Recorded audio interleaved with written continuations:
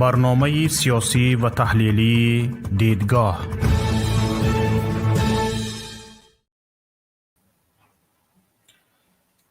به نام خداوند بخشاینده و بی‌نهایت مهربان. شکر پروردگار که تا این دم صحت هستیم و شکر پروردگار که ما را نصیب کرد باز هم به دیدار هم بیاییم. شکر پروردگار که به ما زبان برا داد تا اینکه از واقعیت بگوییم، تا اینکه عدالت را تلاش کنیم.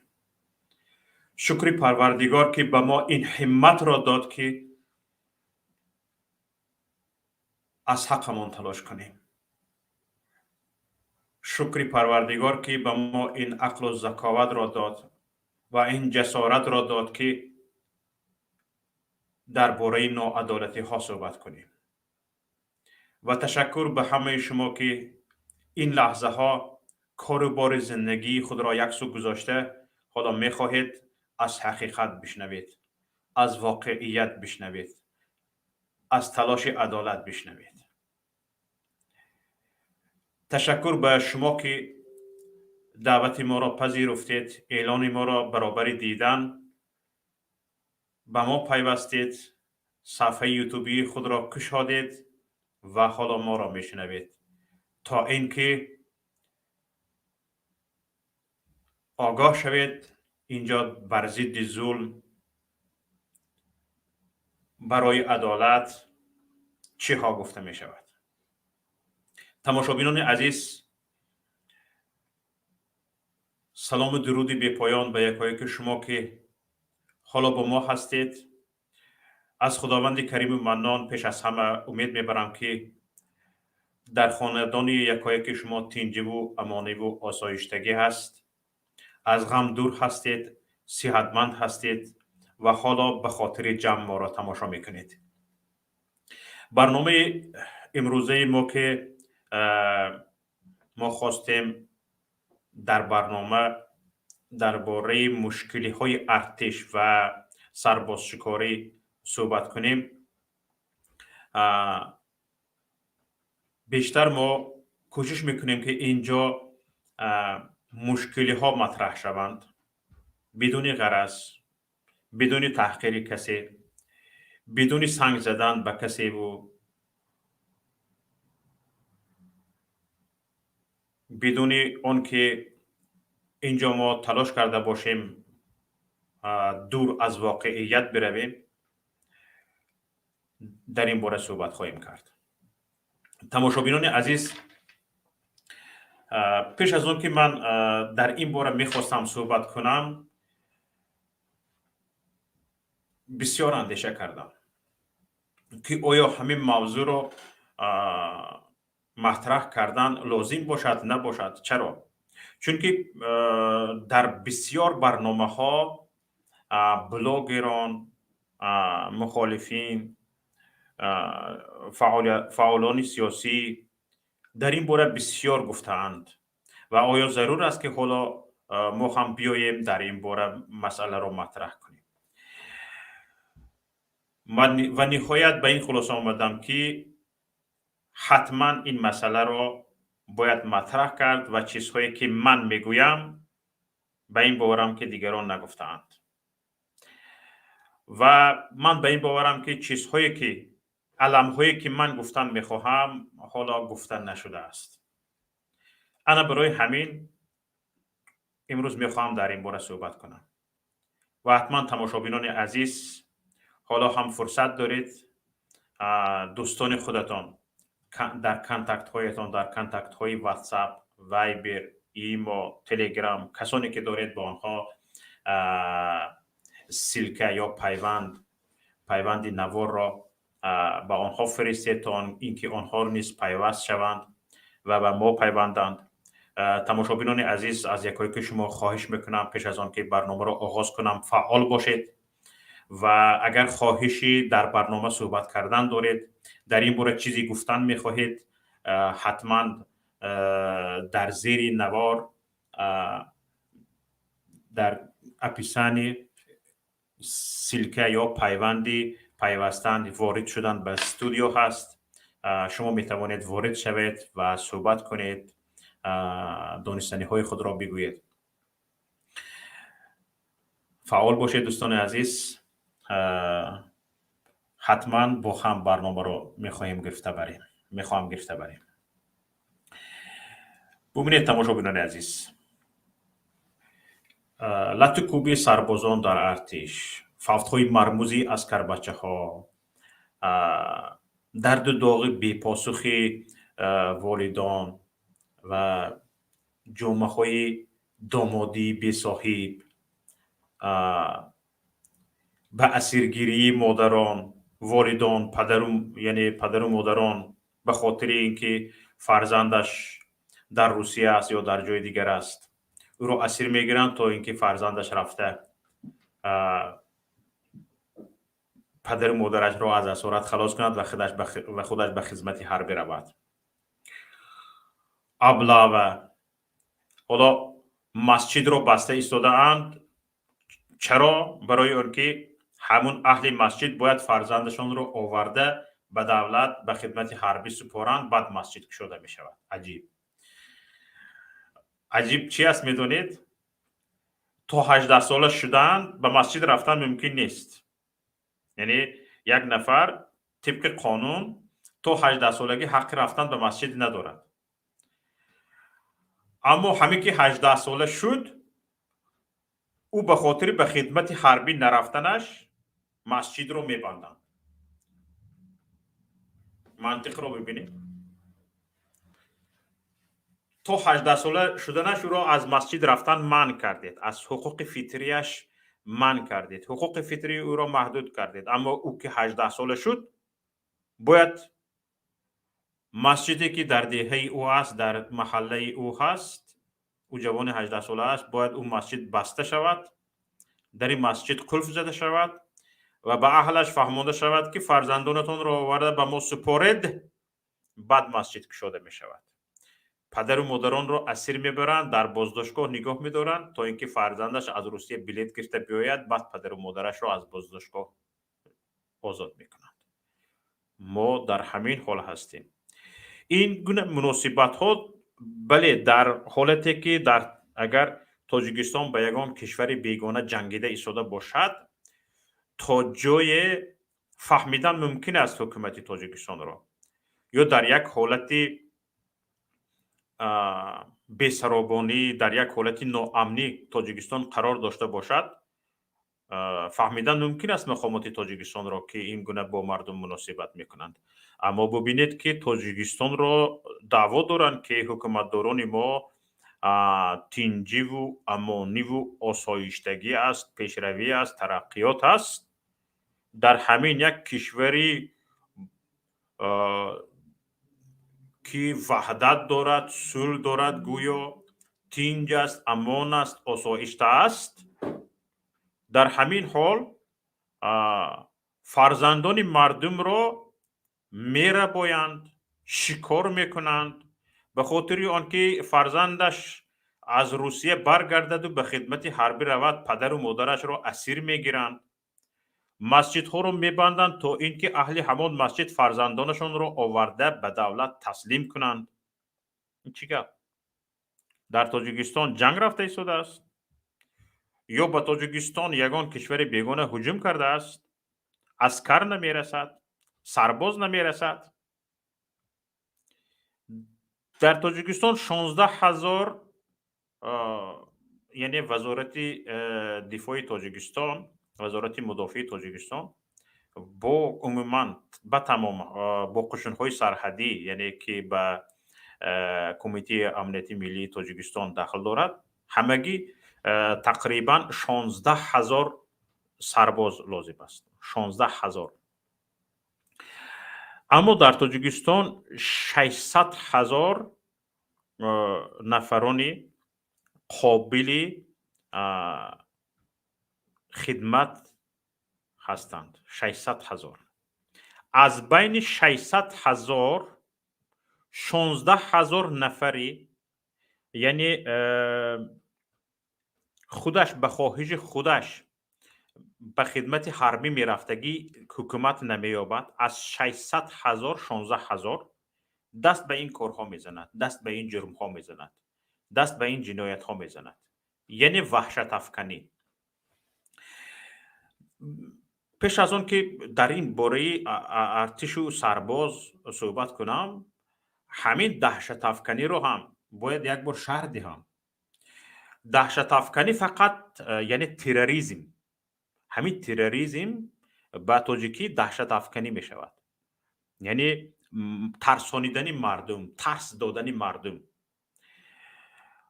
ترس دادن مردم یا تروریسم، وحشت افکنی، این فقط با سلاح، با автомат کلاشنیکوف، با بمب ترکانیدن و فقط کشتن نمی شود. ترس دادن، وحشت افکنی به همه حالت می شود. اگر حکومت برای خاطر اقتدارش، برای بقای قدرتش اگر از ترس دادن مردم کار گرفت، این حکومت وحشت افکن، این حکومت تروریست است. یعنی فقط یک کس سلاح به دست گرفت و گفت حاضر این گفتم را نکنی میپرانمت، یا فلان طلباتم را اجرا نکنی میکشمت، خونت را میسوزانم، گفت او تروریست است. اما یک حکومت رفت گفت که اگر بچه‌ات را نبیاری اسیر میمانی، در بازداشتگاه نگاه میدارمت، مسجدت را میبندم تا بچه‌ت آورده نسپاری، مسجدت شده نمیشود. این هم ترس دادن مردم است، این هم تروریسم است. وقتی که این به همون فرمت تروریسم رست می آید، می شود گفت که حکومت تاجیکستان حکومت تروریستی است. یعنی به تمامی همون کریتریه های تروریسم حکومت تاجیکستان جواب میتید، یعنی رست می آید طرز کاربردش و اصولی سیاسیش. پس می شود گفت که حالا ما زیر حکم تروریستان زندگی به سر میبریم. زیر حکم تروریستان همین از کوچه قپیده او رو سور کرده رفته، داشته دست و پایش رو برداشته، در زمین کشاله کنان آورده، به بگاژ ماشین یا به درون ماشین تقانیدن. همین وحشت افکنی نیست؟ در گرد اطراف بدگی ها چی میگویند؟ مثلا یا کمی کمش اوباشی نیست مگر؟ در او بین اون نفرانی که سرباز شکاری میکنند، یگان نفر لباسی افسری ندارد، همه با لباسی هم شهروندی است، با لباسی مردمی میروند، سرباز شکاری میکنند. در کیسه اشان شاید یگان شهادت نامه خدمتی، یعنی به قول او دستوری باشد، هست، نباشد نیست. پس این اوباشی، دهشت افکنی نیست چی است؟ در یک کشور آرام، آسوده، آسایشته همینطور مناسبت میکنند؟ چی بلا زده است به تاجیکستان که از بین 600,000 نفری، از بین 600,000 مرد قابل خدمت حربی 16,000 نفر را نمییابید که او خالصانه با خواهش خودش به خدمت حربی رود و شما میبینید سرباز شکاری میکنید. حالا به خاطر آنکه شما تعداد سربازان را تا 16,000 برده رسانیده نمیتوانید، آمدید قانونها را دیگر کردید، حتی دانشجویان ها را، استادان دانشگاه را، اسپرانت را، نامزدها را تا گرفته برده ایستادید. حالا به فکرم نوبت زنان و دختران هم میرسد. حیف که قانون اجازه نمیدهد. حالا همین قانون رو هم میبرید که نشده ایستاده است باید زنان و دختران هم به خدمت حربی روند، چون که نشده ایستاده است. حالا ببینید وقتی که چنین هست از بین 600,000 نفر شما 16,000 عسکر جمع کرده نمیتوانید، پس یگان خلاصه نمیبرید که شما نتوانسته ایستاده اید. وقتی که با یک سری بلند یک نفر نمیخواهد رفته خدمت حربی کند، در بین این 30 سال نه تعلیمات مکتب، در بین این 30 سال نه تعلیمات در دانشگاه، یک جوان رو همچون وطن دوست با خواهش خودش به خدمت حربی میرفتگی نکرد. سیستم تعلیماتی شما خطا است. یعنی در فضای وطن دوستی تربیت کردن یک فرزند، یک طلبه مکتب ناموفق بوده است. شما به انصاف بیایید.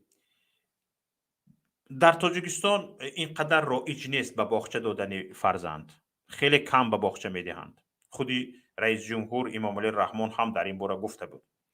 اما مکتب میانه که حتمی است. 11 سال پدر و مادر فرزندش را به شما میدهد که در روحی وطن دوستی، وطن پروری فرزندش را تربیت کنید، بسواد کنید، برای آینده کشور او را آماده سازید. 11 سال در دست شما فرزند یک نفر می ایستد، شما او را تربیت کرده نمی توانید.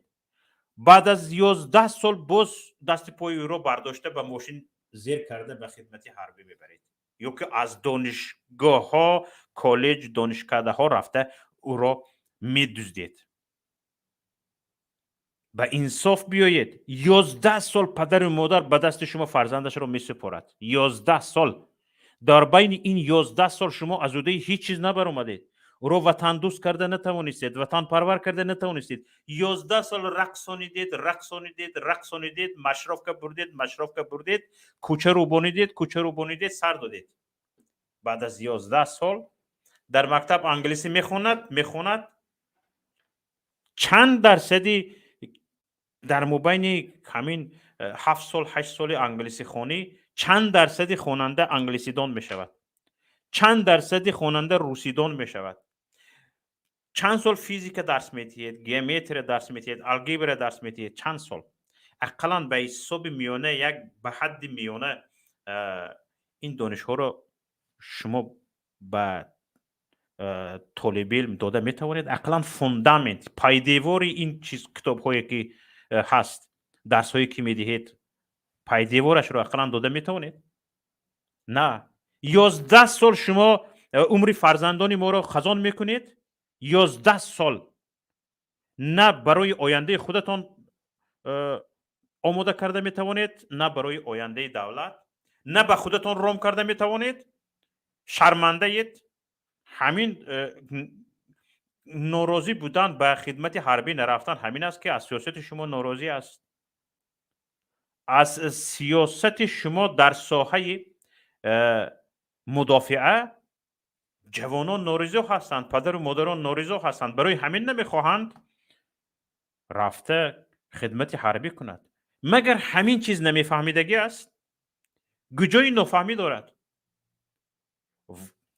وقتی که مردم یک چنین واکنش کرد، چرا شما یک راههای حل این را جستجو نمی کنید؟ ببینید به نزدیکی در شبکه های اجتماعی یک ویدیو راه یافت.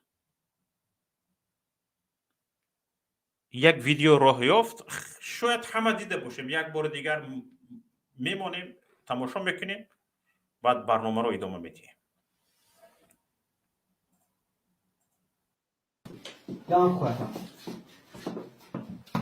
مرا نزنیم.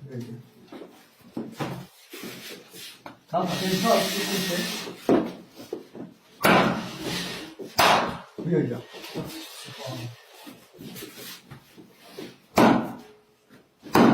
بیا اینجا.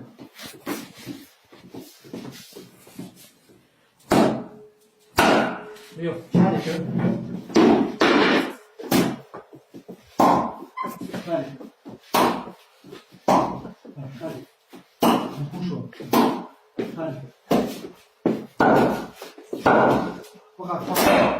سرش نکن.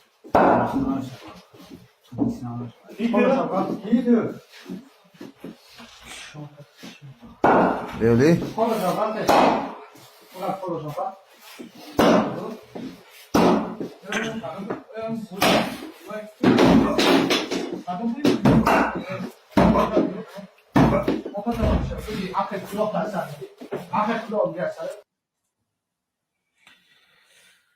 طاقت کرده نمی شود تا آخر تماشا کرده. ببینید وقتی که همین ویدیو به رسانه‌های اجتماعی به شبکه‌های اجتماعی راه یافت، خیلی بحث‌های تیزیتون به میان آمد. خیلی مردم واکنش کردند، کاربران شبکه‌های اجتماعی واکنش کردند. اما ببینید مقامات چه جواب دادند؟ یک چند مدت خاموش ایستادن، گفتن خیر مردم گم میزنند خسته میشود دفع میشود. نه، مردم دوام دادن، دیدن که دوام یافته ایستاده است این واکنش ها. بعد دادستان کلی تاجیکستان با نشر یک خبر اعلان کرد که سرجنت قاسمزاده جانبک عبدالاحد از روی مصلحت پیشکی با همدعوتان خود قطاری‌ها عظیم فخرالدین بختیارویچ، کمال فاضل شریف خانویچ، ناظیموف محمد نظر بزرگویچ و سیفالله خواجه اکبر حکیمویچ قاعده‌های آیین‌ناموی مناسبت‌های بین همدیگری خدمتچیان حربی را دغلانه ویران کرده، برخلاف طلبات‌های آیین‌نامه انتظامی و آیین‌نامه خدمت داخلی قوه‌های مسلح جمهوری تاجیکستان عمل کردند. یعنی اینها را به جوابگری کشیدند. علیه 5 نفر پرونده باز شده است که یکی از آنها یعنی افیسر باشد، افسر. ببینید این یک شاید از اقیانوس یک قطره باشد. اگر واهمه کرد گوید شاید از بحر یا دریا یک قطره باشد، چون که این رسانه‌ای شد، در شبکه‌های اجتماعی راه یافت. هرچند در اون شب و روز بعضی از مسئله‌های سیاسی بود که بعضی از کارشناسان گفتن این رو مقصدناک رسانه‌ای کردن تا نظر مردم رو به این جلب کنند او مسئله سیاسی از یاد مردم فراموش شود. اما نه او مسئله از یاد مردم فراموش شد، نه این مسئله از یاد مردم فراموش شد. در اکثر حالات این گونه زدن دیمبل‌ها را، این گونه زدن دیدافشین دیت‌ها ملدای‌ها را رسانه‌ای نمی کنند، پنهان میماند. در اونجا اگر مبادا خبرکشی کنند بوزی کرد گفته با میزنند. قاعده خدمت همین طور نیست؟ همین طور است. بوزی کردی گفته بیچاره را بوز گفته میزنند، با حرمت و احترامش پست میشود، هم شرطه میخورد، هم آسیب میبیند. شاید همین خیلی آسیب بیند که دیگر یک عمر اینولید ماند یا یک چند مدت بعد یک چند مدتی اینولیدی دنیا را پدرود گوید. این خیلی حالت ها هست البته. اما ببینید که در همین حالت فقط زمان مسئولین ما زمان اقرار می شوند که فقط او چیز رسانه‌ای شود، مردم باخبر شوند. اما مردم باخبر نشدند، مردم نفهمید، اینها خلاصند، تمام دیگه در این باره گپ نمی رود. پس این چه ظلم بیدادی است؟ وقتی که شما همگی یک مسئله در وزارت دفاع رو برطرف کرده نمی توانید، چگونه باز میخواهید که مردم فرزندانش را به دست شما بسپارند؟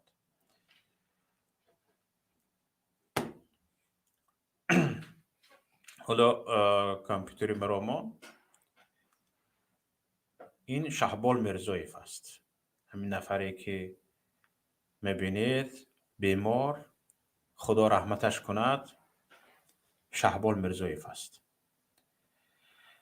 این همدیهه من است. حتی میتوانم بگویم که همسایه من است.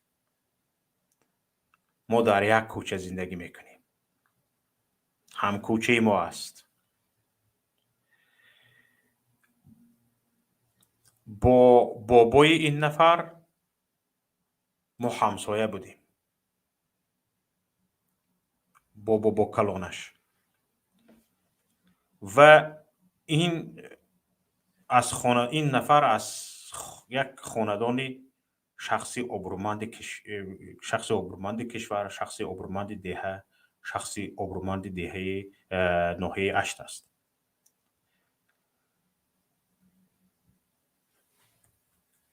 این را چیکار کردند؟ در خدمت حربی زدند تا به حدی که اینولید شد. 7 سال پدر و مادرش بانی کردند. 7 سال به امیدی که زنده میماند، به امیدی که صحت میشود، بیچاره صحت نشد. خانهشان را فروختند، در و دیوارشان را فروختند. پدرش تاجر موفق بود، تمام داراییش را صرف کرد، صحت نشد، از دنیا رفت. خدا رحمتش کند. شهبال میرزایف، این نفری که رسمش رو نشان دادم، سال 2013 6 مارت دندانش در خدمت حربی درد میکند. این بیچاره معلومات عالی داشت، میخواست رفته خدمت کند و بعد از خدمت حربی از پی کسب کارش شود. او با خواهش خودش به خدمت حربی رفته بود. بیچاره معلومات عالی داشت. وقتی که سنه 6 مارت سال 2013 دندانش سخت درد میکند، به بنگاه طبی همون قسم حربی می رود، نزد فیلدشر می رود. فیلدشر عثمان غیرتوف او را به مسخره می کشد، به شان و شرفش می رسد، شان و شرفش را پست می زند، حقارت می کند. این می خواهد که گپ را زیاد نکرده یک طرف برود و دیگه درد خودش را بکشد. می گیرد به بالای سرش گرفته به زمین می زند. وقتی که از بالای سرش گرفته به زمین می زند،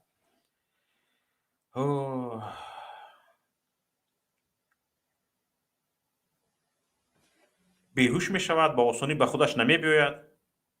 بعد با آسانی به طبیب نمی برند. این بدبخت ها به آسانی به نزد طبیب نمی برند، رست میکنند. یعنی امید میبرند که به خودش می بیاید. بعد وقتی که به طبیب میبرند، دانسته می شود که مهره پنجم ستون مهرهش شکسته است، حرم مغزش آسیب دیده است و چند اعضای دیگری بدنش نیز آسیب دیده است. بعد از آن ویرانشوی وظیفه های پیوندهای ران و راه های پیشابگذر را تشخیص میکنند. اکو ببینید در نتیجه چی شد؟ در نتیجه بیچاره را پدر و مادرش به چند شهرهای روسیه بردند برای طبابت. جایی در نازد و بیمارخانه نابردشان نماند. از دوشنبه تا خوجند جای گفتند بردند، لیکن او جان داد. اما این عثمان غیرتوف چی؟ در پی واکنش های زیاد او را 9 سال زندان کردند. همین سال 9 سال می شود. انکو شما تصور کنید حالا شاید وای پی اوفها برآمده معیشت کرده گشت از مزه کرده او بدبخت شاید امسال نه کیها برآمده باشد او زندان شد برآمد اما این بیچاره شهبال اکی نومان پدرش شهبال رو دیگر نمییابند شهبالی که لته به لته گوشت به گوشت دست به دست کلان کرده بودند و او معلومات عالی داده بودند او معلومات عالی گرفته بود پدرش هم معلومات عالی داشت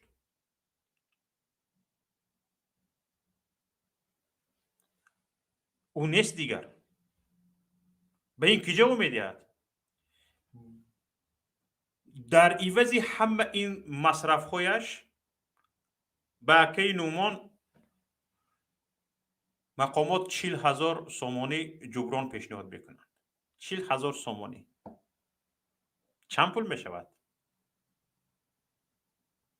شاید نزدیک از 500,000 تا 1,000,000 دلار صرف کرده باشد به این شهبال میرزایف پدرش 40,000 سومانی حالا دادند یا ندادند اینش معلوم نیست برای اون که عیبدار شونده و حتی حکومت وزارت دفاع گفته بودند که ما این 40,000 رو نمیدهیم جواباً شکایت کرده بودند برای ندادنش انصاف رو دیده ایستادید انصاف رو ببینید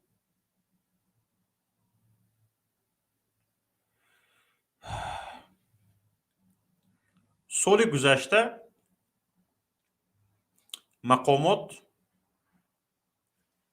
تاجیکستان منطقاً از روی گپشان وجودی رفتار نامناسب دیدافشینه در ارتش تاجیکستان رو به طور غیر مستقیم اعتراف کرده بودند ماه اپریل سال گذشته امامعلی صابرزاده معاون وزیر دفاع تاجیکستان در ضمن یک سخنرانیش گفت که با این سخنرانیش در کجا بود در پارلمان تاجیکستان میبراید امامعلی صابرزاده معاون وزیر دفاع تاجیکستان چی میگه میدونید میگه که دیدافشینه در ارتش تولد نشده است این یعنی دیدافشینه از خانواده سر می شود گپ دیدید من میخواهم در این باره گپ خودم رو بگویم دیدافشینه رو میگوید که این از خانواده سر می شود این در ارتش تولد شدگی نیست این گپ از خانواده میبراید یعنی این چی معنی دارد این معنای آن رو دارد که مقامات نظامی تاجیکستان از وجود دیدافشینه در ارتش تاجیکستان آگاه هستند آن را اعتراف دارند از طرف دیگر پاسخ این مقام وزارت کارهای داخلی تاجیکستان دلیل بر بی‌توجهی آنها در نسبت این قضیه است میگم که خیر از خونه سر شده که دیدافشینه هست تمام یک دیگر چه زده کشتن گیرد یک دیگر بزنن بکشن یعنی چه جای مشکلی نداره یعنی این گپ به همین معنی است که اگر سرباز هم خدمتش را لطکوب میکند اویله گناهگار است در اونجا افیسر گناهگار نیست افسر گناهگار نیست مسئولین قسم حربی گناهگار نیستند پدر مادرش که او را گوشت به گوشت و لته به لته کلان کرده است و 18 ساله کرده به اینها داده است کی فرزندم صحت سلامت برگشته می آید گفته در نگاه کرده ایستادگی پدر و مادر گناهگار است یعنی به همین دیدافشینه در خانه مشق کننده فرستندگی از پدر و مادر فرزندش رو همین گپ همین مضمون رو میدهد. بله، نگاه کنید. حالا به این مسئله باز بر میگردیم که این مسئله همین گپ از کجا خسته بود. ببینید،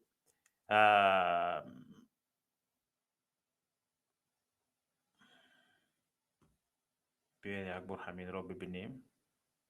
من این گپ اینجاست. این سایت رادیوی آزادی است. من نگاه کنید. 28 آپریل سال 2021، دو سال یک ماه پیش در گفتگی این گپ رو، دیدافشین در ارتش تولد نشده است، اون از خانواده سر می شود. این گپ از کجا؟ این گپ در پی سخنرانی معاون اول وزیر دفاع تاجیکستان امامعلی صابرزاده میان او و برخی وکیلان درباره دیدافشین در ارتش یک بحث به میان می‌آید. انیخترش این بحث با سید جعفر عثمانزاده با وکیل پارلمانی تاجیکستان سر میزند و سید جعفر عثمانزاده وقتی که درباره دیدافشین میپرسد که این مسئله رو شرح دهد، بعد صابرزاده میخیل میگوید. لیکن در ادامه این بحث جا به جا محمد طاهر زاکرزاده رئیس مجلس نمایندگان سید جعفر عثمانزاده را آگاهی میدهد که دمت بگیر، اگر دمت نگرفتی دیگه گپزنی نمیمونمد. خیر به زبان دیپلماتی میگوید و همین خیل گپ میزند. یعنی یک پدر مثل اینکه به بچهش گپ زده شده است، به سید جعفر عثمانزاده محمد طاهر زاکرزاده هشدار میدهد که دمت بگیر. این نگرانی سید جعفر عثمانزاده از کجا سر میزند؟ از همونجا که وقتی که سید جعفر عثمانزاده از معاون اولی وزیر دفاع میپرسد، میگوید که همین 14,000، حالا من 16,000 گفتم، با 14,000 بود است. اینجا من اینجا ببینید، من اینجاست.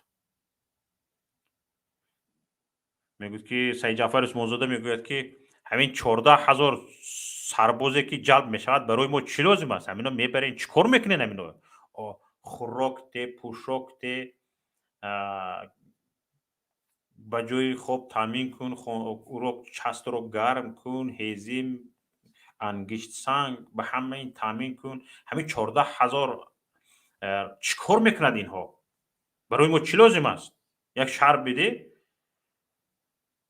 خود رئیس مجلس نمایندگان به این سوال به طور عمومی پاسخ داده، میگوید که این در صلاحیت حکومت است. ببینید، در صلاحیت حکومت بوده است. در صلاحیت حکومت باشد، چرا حکومت این مسئله را، یعنی این مشکل را برطرف نمی کند؟ عجیب. وقتی یک چیزی که در صلاحیتش هست فهمیدیم، اما چرا مشکلی که در صلاحیت حکومت است برطرف نمی شود؟ وقتی که خودی رئیس مجلس نمایندگان میگوید این در صلاحیت حکومت است و حکومت این کمبود رو برطرف نمی کند، همینجا معنای آن را آیا ندارد که این حکومت کار ناشایم است؟ بله.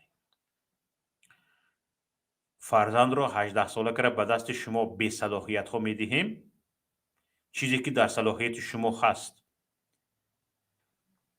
مشکلیش برطرف نمی شود، کمبودیش برطرف نمی شود، در آنجا فرزندان مردم مرده می روند، اینولید می شوند. شما رو غم نیست؟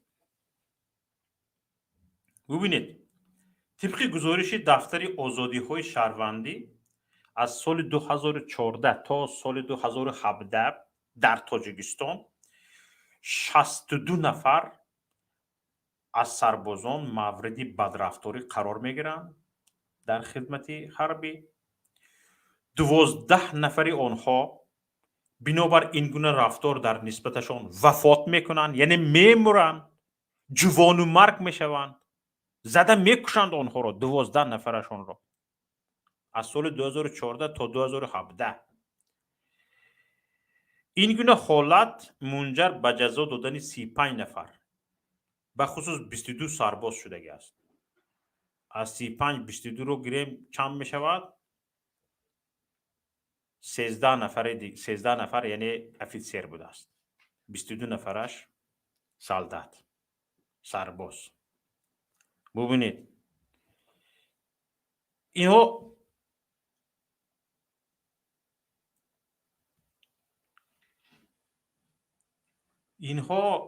چی هستند؟ معلومات هایی که رسانه‌ای شدگی است.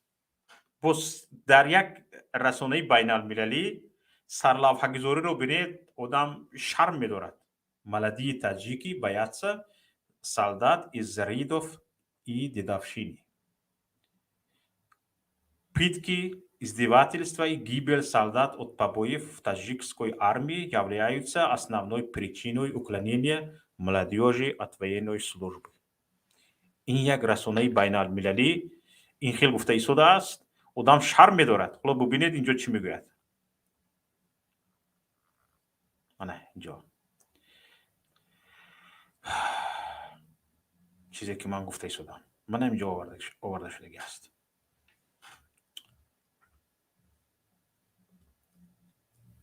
در اینجا گفته شده است معلوماتی که به شما دادم. خب اگر واقعی بینگریم گفتم ممکن است که مورد بدرفتاری در ارتش بیشتر از آنی است که همین رسانه بین المللی خبر از گفته است. ببینید در تاجیکستان در بین کسانی که خدمت حربی کرده‌اند یک نفر رو پیدا میکنید که بگوید در خدمت حربی دیدافشینه نیست. حالا بعضی ها میگویند که من صحبت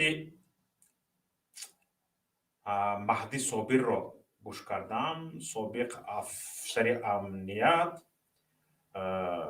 و در منصب‌های بلند نیز کار کرده است. کارشناس مسائل امنیتی و مسائل حربی به رادیوی آزادی گفته است که بعضی برای زکلیان کردن جوانان سربازان همین دیدافشینه رو استفاده میبرن. یعنی به همین سختی ها، عذاب، کلفت ها، عقوبت ها صبر میکردگی شود، طاقت میکردگی شود و در حالی که همین چیز از طرف دشمن به سرش میبیاید عذاب نکشد. نخواد تا زده کشتن این کار را کنید، نخواد با پس زدن شان و شرف این کار را کنید، مگر دیگر اصول های این کار را آموزانیدن نیست؟ مخصوص دانشکده ها تشکیل کنید که разведчик ها را تعلیم دهید، کارمندان امنیت را تعلیم دهید. کارمندان امنیتی من شما بغیر از ملا شکاری دیگه یگان چیز رو صرفم نمی روند. بغیر از ریش رو دیدن، رویمال دیدن دیگه به یگان چیز صرفم نمی روند. در چند جای اثبات شد. بعد رئیس امنیت با وزیر کارهای داخلی در شعر شاعری مسابقه میکند، در فیلم آفری سیناری فیلم مسابقه میکند، در نویسندگی مسابقه میکنند. اوی نویسندگی رو مونید، به سر ملت بیایید، این مشکلی ها رو برطرف کنید، نویسندگی رو نویسنده کند، سیناری رو پرودیوسر های کینماتوگرافی کنند، سازند. طول تاریخ 30 ساله استقلال تاجیکستان یک پرودیوسری موفق ندیده است که فیلمش یک قابل قبول جهانیان شده باشد. همه رو موندید، شما نویسنده شدید، شما شاعر شدید، شما سیناری نویس و فیلم آفر شدید. احوال بعد همین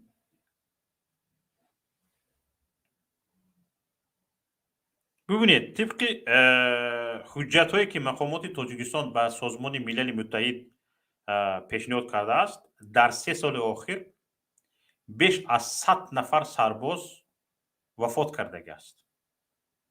بیش از 100 نفر سرباز.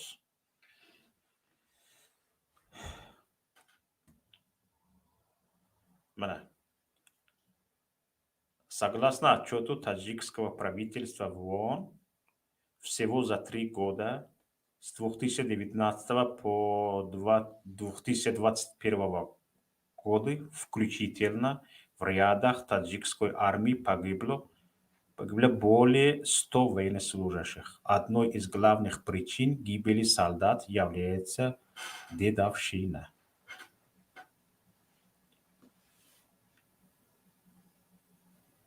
طبق گزارش خودشان دادگی اگر اناکنون بار میگردیم نگاه کنید اگر طبق گفته معاون وزیر دفاع و امام علی صابرزاده بود چی بود؟ امام علی صابرزاده بله اگر طبق گفته او این طور باشد که دیدافشین از خانواده سر می شود در 3 سال 100 سرباز جان داده است در خدمت حربی زده کشتند برداشت زدند اینوالید شده است بعد از چند مدتش مرده است فوتیده است بعضی سربازان رو در یاد دارید در شبکه‌های اجتماعی در رسانه‌ها نشر شده بود زبانش را گم کرد گوشش کار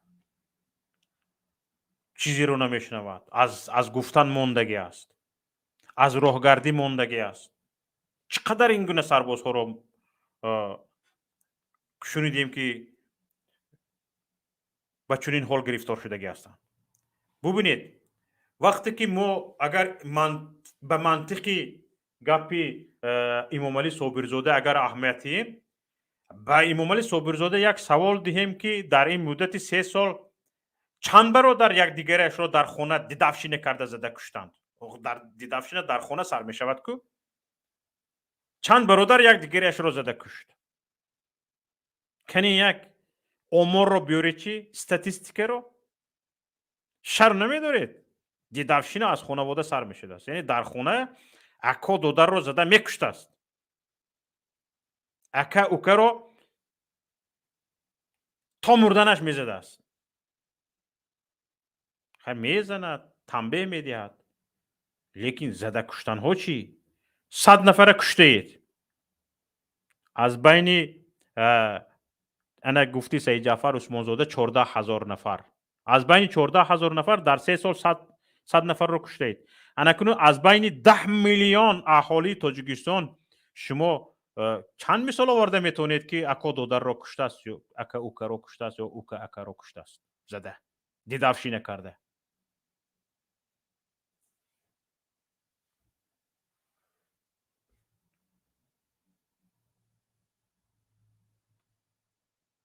ببینید تاجیکستان کشوری حقوق بنیاد است در کشوری حقوق بنیاد هر یک کس به حق خودش جوابگر است در کشوری حقوق بنیاد هر یک نفر هر یک شهروند به حق خودش جوابگر است هیچ کس به جرم هیچ کسی دیگر جوابگو نیست این قانون است این قانون کشوری حقوق بنیاد است هیچ کس به جرم کسی به جوابگری کشیده نمی شود یک نفر دیگر گناهکار است این نفر را برده بازداشت کرده به حبس نمی گیرند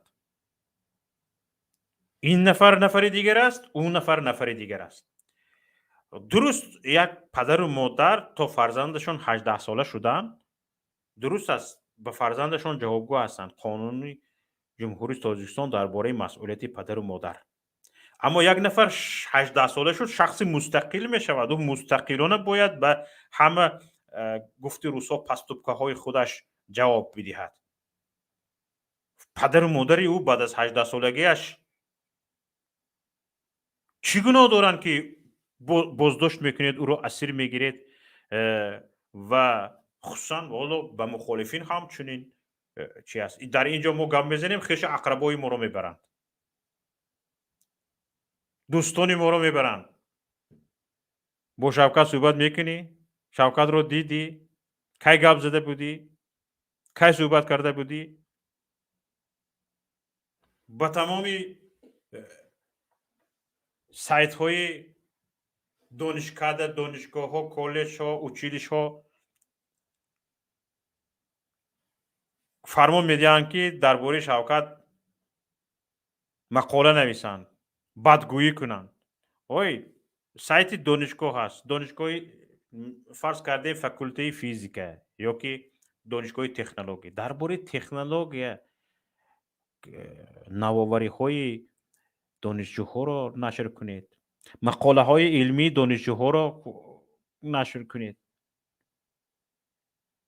فرض کردیم درباره من بدگویی کرد بعد چی شد چی مراد حاصل شد همین دانشگاه فهمید که من بد بودم فقط برای همون روز او گپتون تاثیر میکند فرداش میخیزد این بچه کی بود است این آدم کی بود است که اینقدر حکومت بد گفته شده است میرود مرا جستجو میکند در مییابد این خیلی من دانشجوها ده ها دارم که با من در مناسبت هستند نمشان رو نمیگیرم ده ها صدها دانشجوها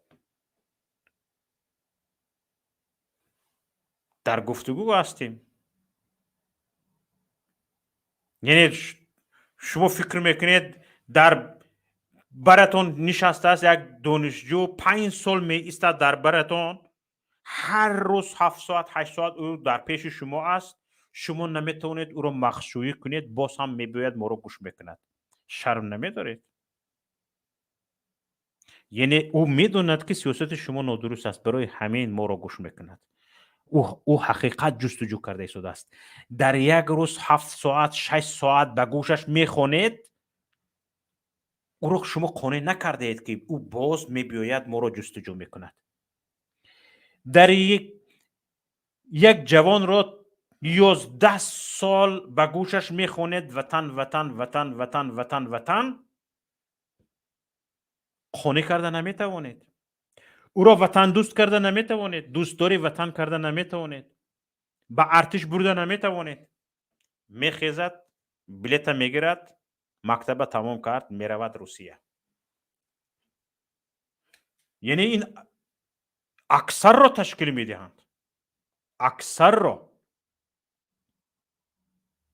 حالا ببینید شما در اسفره یک پیرمردی 70 ساله را هم یک روز دو روزه بردید محکمش کردید به خاطر چی؟ به خاطر آنکه سایت اصلاح تیوی تماشا میکرده است نمیکرده است شاید تهمت کرده ایستاده باشید همین ویدیو رو ما آزادی نشر کرده در ولایت سوخت مرد 70 ساله را بازداشت کردند و حالا نگرانی خویشاوندانش این است که بعد اظهار نظرهایش درباره دعوت به ارتش او را در اتهام‌های سنگینی مثل افراط‌گرایی متهم کردن می‌خواهند. مقامات هنوز سبب یک هفته به این طرف در بازداشت بودن کمال‌الدین شرافوف را شرح نمی‌دهند. بازداشت شده به وکیل دفاع هم دسترسی ندارد. جزئیات این قضیه را همکارم میرزانبی خالقزاد تحقیق کرد و حالا با ما در استودیو است. میرزانبی قضیه چی است بگویید؟ این قضیه از آن شروع می شود که روز 5 می کارمندان اداره امنیت شهر اسفره کمال‌الدین شرافوف را برای حاضر نشدن فرزند یک همدیه‌اش به خدمت عسکری دعوت می‌کنند. در این گفتمان‌ها با مقامات نماینده کمیسریت حربی جماعت هم اشتراک داشتند. مقامات با پدری دعوت شونده به ارتش برای از روسیه آوردن پسرش بحث می‌کنند. یکی از خویشاوندان شرافوف به ما نقل کرد که او به مقامات در این بحث گفته است شما نباید با پدری آن بچه ارتش گریز جنجال کنید بلکه پسرش را از راه قانونی به تاجیکستان بیارید. اگر این طور قانونی مناسبت کنید من درباره کار شما به رادیو آزادی و اصلاح تیوی می نویسم. به گفته او مقامات این بحث را یک سو گذاشته تلفن شرافوف را جستجو و در پی این خلاصه خود را پیشنهاد کردند. از جمله در آن گفته شده است که شرافوف بر نوارهای کانال اصلاح تیوی آبونه شده لایک گذاشته است. با قبل آنها عملهای شرافوف با ماده کودکس جنایی عاید به تندگرایی موافقت میکند. معلوم نیست خود شرافوف چی نظر دارد چون به وکیل دفاع هم دسترسی ندارد. روز 10 می کارمندان اداره امنیت ناحیه شراپوف را به اداره ولایتی در شهر خوجند بردند و مفتشان به خویشاوندانش گفتند که سند عیبدارکنی به دادگاه فرستاده شده است. سامانه اصلاح و دیگر صحیفه‌های آن را که نزدیک به یک گروه مخالفین در اروپا هستند در تاجیکستان رسما ممنوع اعلام کردند. و حالت‌های مانند به این در گذشته هم جای داشت به فکرم میرزا نبی، درست است؟ بله دقیقاً درست است. همین 5 ماه پیش دادگاه ختلان یک خبرنگار و یک ساکن ناحیه 5 را برای همکاری با سازمان‌های ممنوع هر یکی را با 5 سال و 4 ماهه زندان کرد. دادگاه مولوده بویمرادزاده سابق مدیر معارف ناحیه 5، عبدالرحمن عزتمندوف خبرنگار تلویزیون دولتی جهانما، زایدوف سردار اداره دولتی بهداشت زمین و آبیاری در این ناحیه را برای همکاری با اصلاح تیوی مجرم دانسته است. مقامات گفتند که 4 محکوم شده از وضع معارف در ناحیه 5 به شبکه اصلاح تیوی شکایت کردند. بازداشت و مجازات ساکنان برای نشر معلومات‌های تنقیدی در شبکه‌های اجتماعی را سازمان‌های حامی حقوق تعقیب برای تنقید نامیده بودند. به گفته حامیان حقوق، تاجیکستان با بهانه مبارزه با تروریسم و افراطگرایی آزادی بیان را سرکوب و ناراضیان را زندانی می‌کند. تشکر همکارم میرزا نبی خالقزاد. ولی این هم یک گپه به نزدیکی یک زنی صاحبی 5 فرزند را اسیر میگیرند که بیچاره یک فرزند شیرخور هم داشته است، یک فرزند سینمک داشته است. او را اسیر میگیرند، میگویند بچه بیار، بعد چی میشوی؟ فرزندت رو بیار، بعد آزاد میشوی. حالا بیچاره فرزندش رو برد نبرد خبر نداریم، لیکن بیچاره رو بردن حبسش کردن. نه حبس خودسرانه مادر یک جوان در پنجکین و بستن مسجد در اسفره گفتن در پنجکین. نه ببینید در ولایت سوخت که در اجرای نقشه دعوت بهاری به صف قوای مسلحه تاجیکستان از دیگر منطقه‌های جمهوری عقب مانده است، مقامات به خاطر اجرای نقشه خودسرانه دست به اقدام‌های غیر مقرری و در اصل غیر قانونی میزنند. روز 14 می 2 روز پیش پیوندان ساکن دهه کشتودک جماعت دهاتی یاری شهر پنجکین عمرقلو و سنم به پایگاه خبری بامداد خبر دادند که کارمندان جماعت یاری و کمیسریت حربی شهر پنجکین این زن مادر 5 فرزند از جمله یک کودک شیرمک را غیر قانونی رفته از خانه‌اش مجبوری به جماعت آورده به حبس گرفتند. برای چی به حبس گرفتند؟ برای آن که سنم عمرقلو و توسط تلفن به اهل خانواده‌اش خبر داده است که نمایندگان کمیسریت حربی شهر پنجکین و کارمندان جماعت یاری به او گفتند یا پسرت را از مهاجرت مهنتی که در روسیه است به تاجیکستان برمیگردانی یا 24,000 سومانی مبلغ می‌آری. این در کدام قانون است؟ ولی دونسته نمیشه، حتی بامداد هم نیست است که معلوم نیست منظور از این 24,000 سومانی طلبی پاره است یا پول خدمت الترناتیوی. جی شدید؟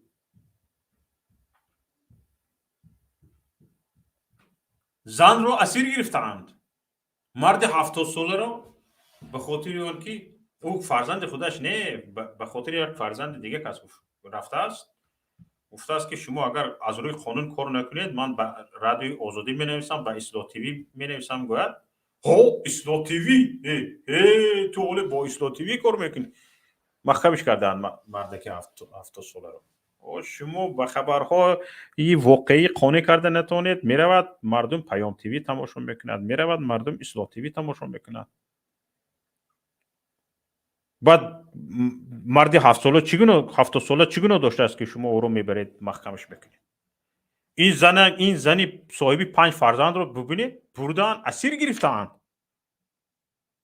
تاجیکستان چیه؟ 3 کشور آسیای میانه، ازبکستان، قرقیزستان، قزاقستان، یا 4مش ترکمنستان، 5مش افغانستان به تاجیکستان هجوم کرده ایستادند، عسکر نرسیده ایستاده است. چی گپ است خودش؟ در حالت جنگی قرار داریم، موبیلیزاسیون اعلان شده است. چی گپ است خودش؟ حالت جنگی اعلان شده است. یک بار برآمده گپ نمیزنین، یک شرح نمیدین. شما قانون برآوردید که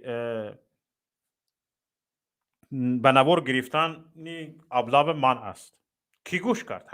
همین سال از سال گذشته نواری ابلاب زیاد بود یا نبود؟ زیادتر بود. کی گوش کرد به گپتون؟ مردم ترسوندید؟ در حالت ترس تو چه اندازه نگاه می‌دارید مردم رو؟ یعنی در تروریسم چگونه تو کی نگاه می‌دارید مردم رو؟ یک روز نه یک روز همین پروژین هست که پروژین زیر میکنی پخش میکنی جمع میکنی میبیاری تو من آخر میبیاری که زورت نمیرسد، وزنت دیگه زورش نمیرسد، میگرد میپرتادد با عقب، ها دور رفته میافتی. همین حکومت حاضر پخش کرده ایستاده است. میخه مردم میگرد میپرتادش به دور. خکی میدونه شما از افغانستان اون طرف رفته میافتید، بیابان قزاقستان آمده میافتید، رفته به چین میافتید. کی میدونه؟ دیگه شما رو مردم قبول نمی کند.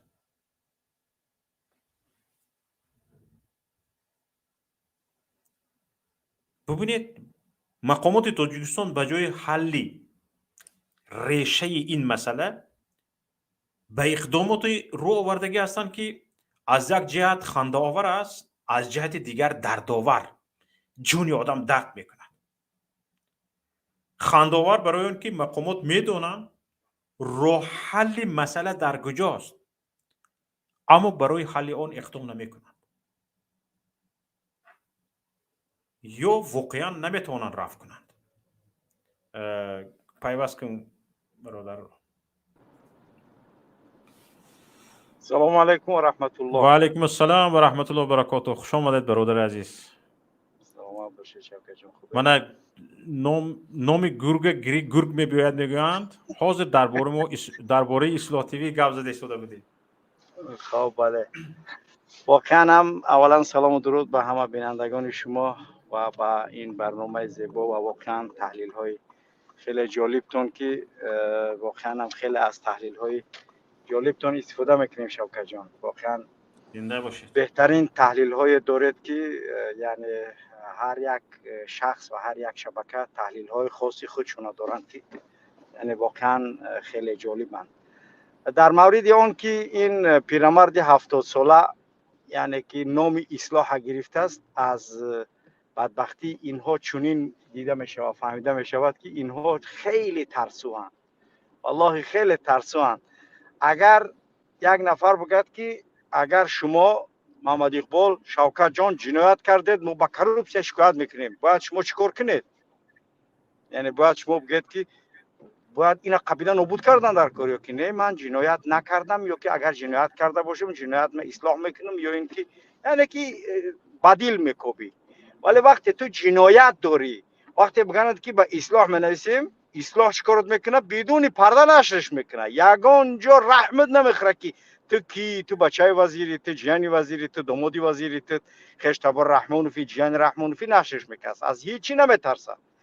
خب یعنی که ترسی مقامات از شبکه‌های یعنی که مخالفین و از شبکه‌های حقگوی که در خدمت ملت و مردم هستند، این دلالت به همون میکند که هر چی که شما ظلم میکنید مردم خودتون تله میتید به آغوش مخالفا که همیشه آغوش ما باز است و همیشه ما از این ملت، ما از این مردمیم و تا وقتی که هستیم در خدمت این ملت و مردم قرار داریم. 24 ساعت وظیفه‌مان یعنی که گوش کردن سخنان مردم، 24 ساعت گوش دادن به درد و شکایت های مردم و همیشه همین بود و باقی میمونیم. پس این همین یک بچه ما میگم که به خاطر چی او کلوب نرفتی؟ میگه او کلوب برای من معقول نبود در ورزش به خاطر اینکه یک کمی راسیسم داشتن. چگونه راسیسم داشتن؟ یک نفر که یعنی که اون از اینجاست با اون به یک شکل برخورد میکنن، 10 بار اونا میگه که نکن و آرام صحبت میکنه، ولی یک اشتباهی که ما کردیم در حال با یعنی که گستاخی جواب میگه. همینه یعنی که برای خودش حتی میخواهد که تبدیل کرد کلوب ورزشیشه. یعنی که اکنون یک بار بس فکر کنید که یک کودک حتی قابلیت فهم و درکی یعنی برخوردی نامتناسب احساس میکند که در اینجا راسیسم وجود دارد، در اینجا یعنی که یک چیزی وجود دارد که برای من پسند نیست. رفیقام در اونجا مشق میکنن، رفیقام گفتن که همین کار شما خطا است، برای رفیقام گفتن که نه ما با همینیم، ولی این احساس کرده است که نه چنین نیست، یعنی با من برخورد چون خوب نبود. پس مردم وقتی برخورد میبینن که با یک نفر مقامدار و فرزندی مقامدار با یک شکل دیگر برخورد میشود و با یک شخصی که عادی پیرمردی 70 ساله و یک نفری یعنی که از هیچ مقامدار از عائله اون نیست با اون به شکل دیگر برخورد میشود. پس شما فکر دارید که این مردم کورند، کرند، احساس ندارند، نمیتونن فهمیده، خوب از بد تشخیص نمیدهند، یا اینکه مشکل در ماش است یا مشکل در آش. اصلاح است، آزادی است، پیام است، از دست صدها شبکه های مخالفین حقگوی دیگر است که آن چی که هست واقعیت نشر میکنن نترسیده. درست. پس برخوردی خشینی شما با ملت و مردم یعنی که این امکان ندارد که مردم تحمل کند، امکان ندارد که رحمانوف با هواپیمای 1 میلیارد سامانه هواپیما پرواز کنه با بالای خانه های مردمی که در دوشنبه ضبط شده ایستند، در یعنی که کروبسکی دوشنبه توسط نورشید و توسط رستم و با آنها مبلغ های 400 دلاری داده ایستند که با کوادرات ظلم دارن مردم. تو هر کجا که شکایت کنی شکایتی تو دیده نمیشود، چون که در اینجا رستم جان ایستاده است، در اینجا نورشید ایستاده است، در اینجا بچه تو کمبغل است باید که چی برود؟ ارتش برود، ولی بچه یک نفر بای اون باید نرود. برای چی؟ به خاطر که اون پسر بای است، اون پسر ثروتمند است، امکان ندارد که اون برود. و همون خاطر یعنی که چیزهایی که صورت گرفته ایستاده است که اینها نهایت وخیم دارد و تمام کشورهایی که دست به این عمل ها میزنند نهایت خیلی وخیم برای اونها را انتظار است. مسجد بند میکنن تا اینکه تو اگر سرباز نیاری بعد مسجد عمر عادل یعنی کشوده میشود. یعنی که آن چیزی که در کشور گذشته ایستاده است اینها همش چی هستند؟ یعنی که نمونه خیلی بد و نمونه خیلی یعنی که ناچیز برای مردم انجام داده ایستند که اینها یعنی که این چیزها کاملا یعنی که غیر قابل قبول است. حالا یک بازی برآوردن، بازی همین خیلی است که کمیته محله در یک کاغذ نام هم نفر خانواده های جوان که در اون جوان هست می نویسند، میپیچونند در درون یگان تاقی یا خسترو در وحش بله قربانی بخ اینا جاری کرد. قربانی بخ که میدونید قربانی بخ یکی از بایویکای سابق فرانت خلقی و در وحش است و برای او چند برنامه هم داشتیم. کاملا جزئیات از جنایت های اون یعنی قربانی بخ وجود دارد که فعلا دولت علی سعید رئیس ولایت ختلان انتخاب شد و اولین ویزیت و اولین کاری که انجام داد از همون وحش بود. حتی ترک کرد همون پرس کنفرانسیایی که با ژورنالیستان یک نفر وقتی که شوکت جان شما را رئیسی یک جامعه مانند یا یک نهاد ژورنالیستا پیش شما میبیان که خب شوکت جان شما چی کار میتونید کرده برای این مردم؟ رئیس پیشنه شما قربان حکیم زاده که تکیه زد بر وزارت کشاورزی شما را آوردن پسر عمه رحمانوف، یعنی که چی کار میتونید کرده در اینجا در این ولایت کلانترین تاجیکستان که ولایت ختلان است، یعنی که چی کار انجام داده میتونید؟ پس شما باید بگید که من به خاطری که از ژورنالیستا فرار کنه بگریزه چیکار میکنه؟ میخزه میروه یعنی که باید که وقش بروه 5 تا روغن 5 کیلو هم میخرده به خاطری که به خاطری از ژورنالیستا فرار کردن. بعد احمد ابراهیم بیچاره هر چیزی که باشد نباشد الله شاهد است احمد ابراهیم من احترام دارم. باور کنید در داخل تاجیکستان صحبت کردن این یک سخن خیلی عجیب داشت. پدرم میگفت از این یک چیز گرفتن از دهن نهنگ ماهی گرفتن است. یعنی این خیلی یک مفهوم عجایب است. یعنی در تاجیکستان صحبت کردن آزاد بیانی با آزاد یعنی که اندیشه راندن، این به مانند است که انسان در داخل آتش راه می رود ولی نمی سوزد. یعنی ما باید واقعیت ها را باید بدونیم. قناعت میکند. ولی واقعا هم چنین است. خوش آمدی برادر سلیم جان. سلامت باشید برادر محمد اقبال. کو سلیم جان رو بشنویم. بله. تشکر زیاد به شما برادر عزیز. سلیم جان سلامت باشید داملا. سلامت باشید شوکت. سلامتی ها خوب تیج ما نظمه. تشکر به شما.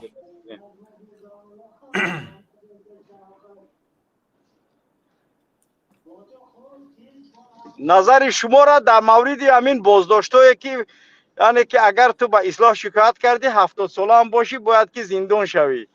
یعنی که گپ زدی چی؟ سلیم جان فکر شما در این باره چی است؟ مسئله سرباز شکاری نظرتون چی است؟ همین چگونه ما میتوانیم پیش روی سرباز شکاری رو بگیریم؟ بگذار یک ایده باشد که حکومتدارای ما استفاده کنند به فایدهشان باشد. بگذار آنها استفاده کنند. خب موضوع روشن داغ تو در تاجیکستان موضوع این است که داغ نباشد. هر روز داغ است. اولش که داملا محمد اقبال زادروز مبارک باشد. دیر شده باشد.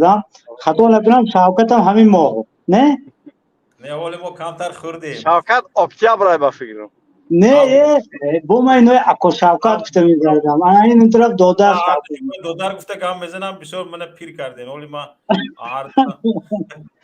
ولی وقتی اگر تاجیکستان میشتید خدمت می‌برد نباشد ابلا وقتی شوکت وقتی خدمت شیازی باید خدمت کنه. ولی شوکت من آواز در خدمتیم الحمدلله. باشید سلامت باشید. خیر یک کم موضوع این موسیقی 70 ساله 80 ساله بردن زندان کردن از بای گفته اصلاح با جلب میکنم. این پروکراتور گنرالی محمد اقبال بود از من نمیدونم. حاضیم تریش دیگه خدا را شکر. پروکراتور مردمی. پروکراتور مردمی. ولی این سرباز شکارم ولی باید که سرباز شکارم همین اصلاح و پیام تیوی به نویسن جلب کنن که ما همین خیل شده هستیم گفته. دیگر کی وقت درداش نمیگویم. همین خیلی است. طوره نه؟ واقعا هم همین مسئله همین ظفرآباد سلیم جان همین روز برای من نوشتن خیلی داغ است. مسئله سرباز شکار از ظفرآباد با شما چی معلومات میرسد با استراوشن از همین دو ناحیه امروز برای من یعنی که خیلی زیاد شکایت کردن. زنا مردا یعنی گریه میکنن. خاصتا مردم ازبک زبان در همین ظفرآباد با داد آوردن که میگه با داد ما میرزیایف نمیرسد، با داد ما پروکراتور نمیرسد، با داد ما فقط اصلاح میرسد. یعنی که ما شکایت میکنیم برای شما تو اینکه همین خیلی غانچی هم هست یعنی که دیوشتیچ. یعنی واقعا مردم بسیار ظلم دارن با یک پدیده نو که میگه آمدن یعنی که تماما پسند نمیکنن. یعنی که میبرن 15,000 بیار میگه من بچم در روسیه است میگه ازبک پدنالات گپ نزد بسیار پلبگی بیار. ولی اینا شاید نه اخبار داده است نه یگان جای دیگه داده است. ازبک پدنالات گپ نزد پلبگی بیار. یعنی که اینا تو این درجه را راسیسم تو این درجه را به مردم تاجیکستان نفرت بدبختی آورده ایستن. یعنی تو که این کار انجام میگیرد باور کنید من نمیدونم دیگه. آیا مردم ازبک زبان در داخل تاجیکستان آیا اونا شهروند تاجیکستان نیستن؟ آیا اونا حقوق زندگی ندارن؟ آیا بالغ بر 1.5 میلیون ازبک زبان در داخل تاجیکستان باید اونها تحقیر شوند؟ این کجاست دیگه دولتی دموکراتی حقوق بنیاد نمیدونم. ولی بخوای یگان گپ دیگه بگم پیامای مریم گورسوخته نگو. خیلی مریم گورسوخته نمیگیم. خب دیگه چی بگم دیگه چی بگیم در ولایت سوخت از همه جایی که پول بسیار کنده ممکنه همین نو چی میگه برای خدمت استراوشن یا استراوشن یکم زمینش پول باشه دویم اسکرش پول ساتق زمینش مردم تاجر است از اونها پول کاندن آسان است یعنی بله نه تاجر هم هست دهقان هم هست رسی هم میره حاضر دیگر تاجریش هم کم مونده همه بازار مرکزی دنگره حاضر دیگه حاضر خیلی گپ باید اینو ببینید یک سوتق زمین فرضاً یک سوتق زمین حساب میونه که $4,000 ده 4,000 تو بیاش پیش از دالش برافتا میگردین بیاش مینیمال نیست اگه اطرافای شهر اگه سعادت هم همون به نیروی راستش میگرنده میگوید که ها این سعادتی بچه رو میخوابیم پول یا ها پول ندارم زمین تو فروش پولش بیار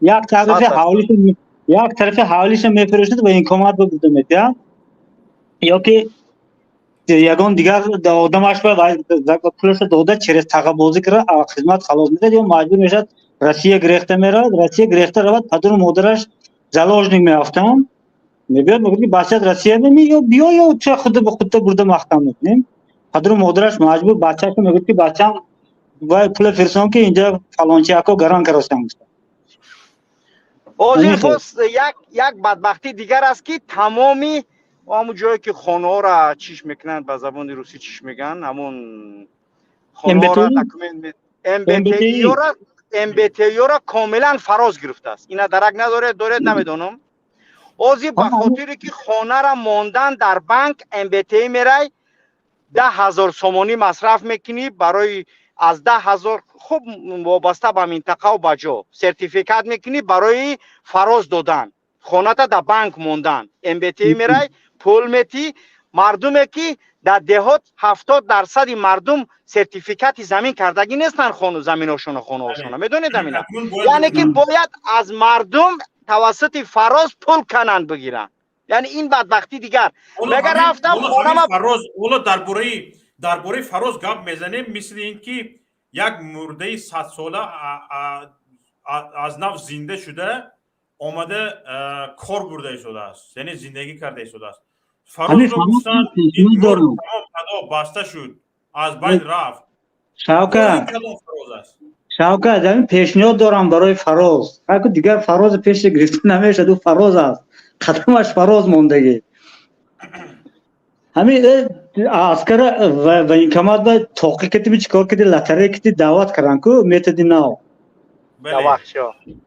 همون توقی سپیسیال فراز نیسته براوردنش در کار همین دکومنتاسی که زپیتانتوات کردنش در کار همین فراز خدمت به رفتن نرفتن هم فراز باید حل کنیم خانم خیلی یعنی که نظر خوب است باید همین کل کنم نرفتن فراز حل کردنش بدرک اولو مردم به دختری فلانی خواستگاری رود نرود باید از فراز بپرسد خیلی باید پیش از توی که فراز سپرافکش میگیری بعد توی میشه خبر نداریم نه احمد و دیسودیت اگر به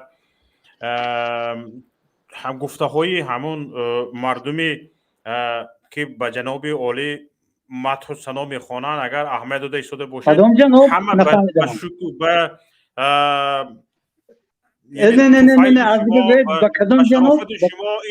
به شرافت شما آن شد فقط یک بعضی چیزها موندگی است خلاص که نگفته ایستادند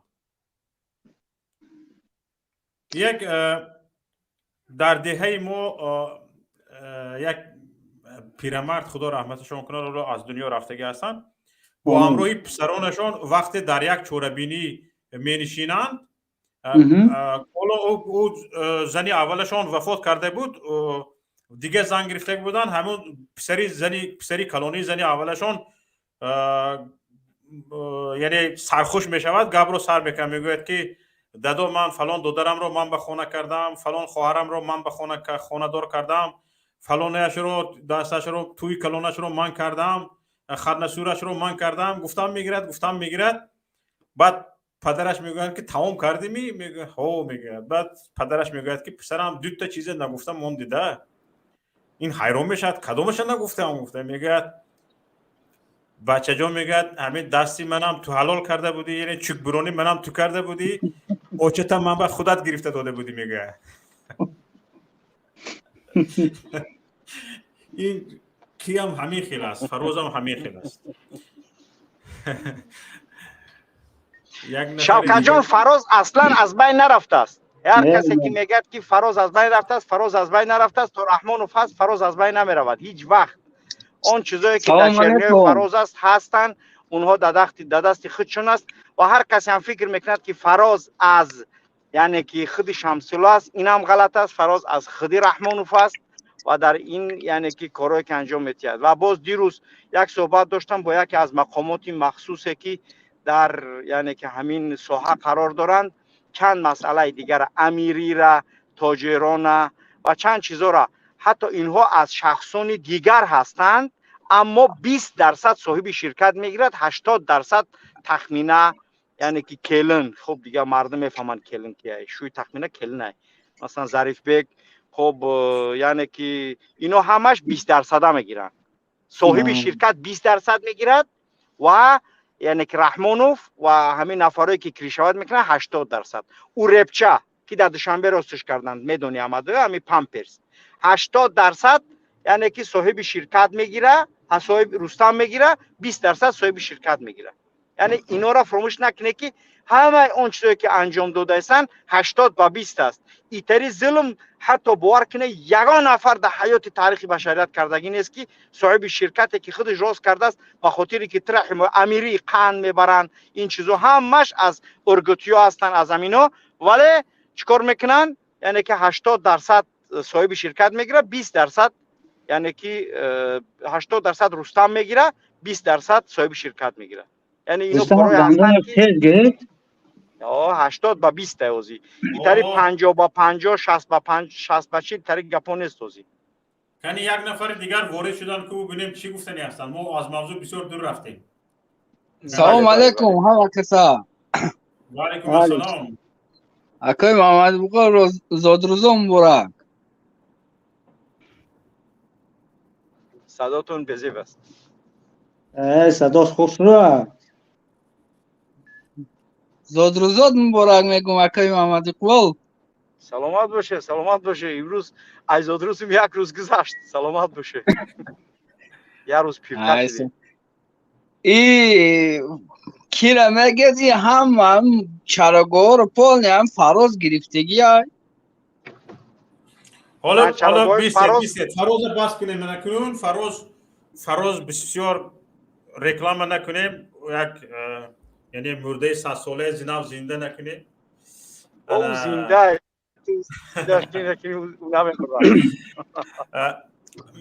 مسئله ارتش چی گفتنی هستید؟ مسئله ابله و سرباز شکاری برادر چی گفتنی هستید شما؟ اکو همون خیلی میره ای عیب خودمونه، عیب خلقه که خب میگرده و اکو مردم چی عیب دارد؟ عیب ما چی هست که مردم بخیزه آخی، مردم بخیزه بگه که آخی این هم خیلی کاروی چی خیلی گفت و فرزانش دیده دانسته در چه همه پرتوی ها.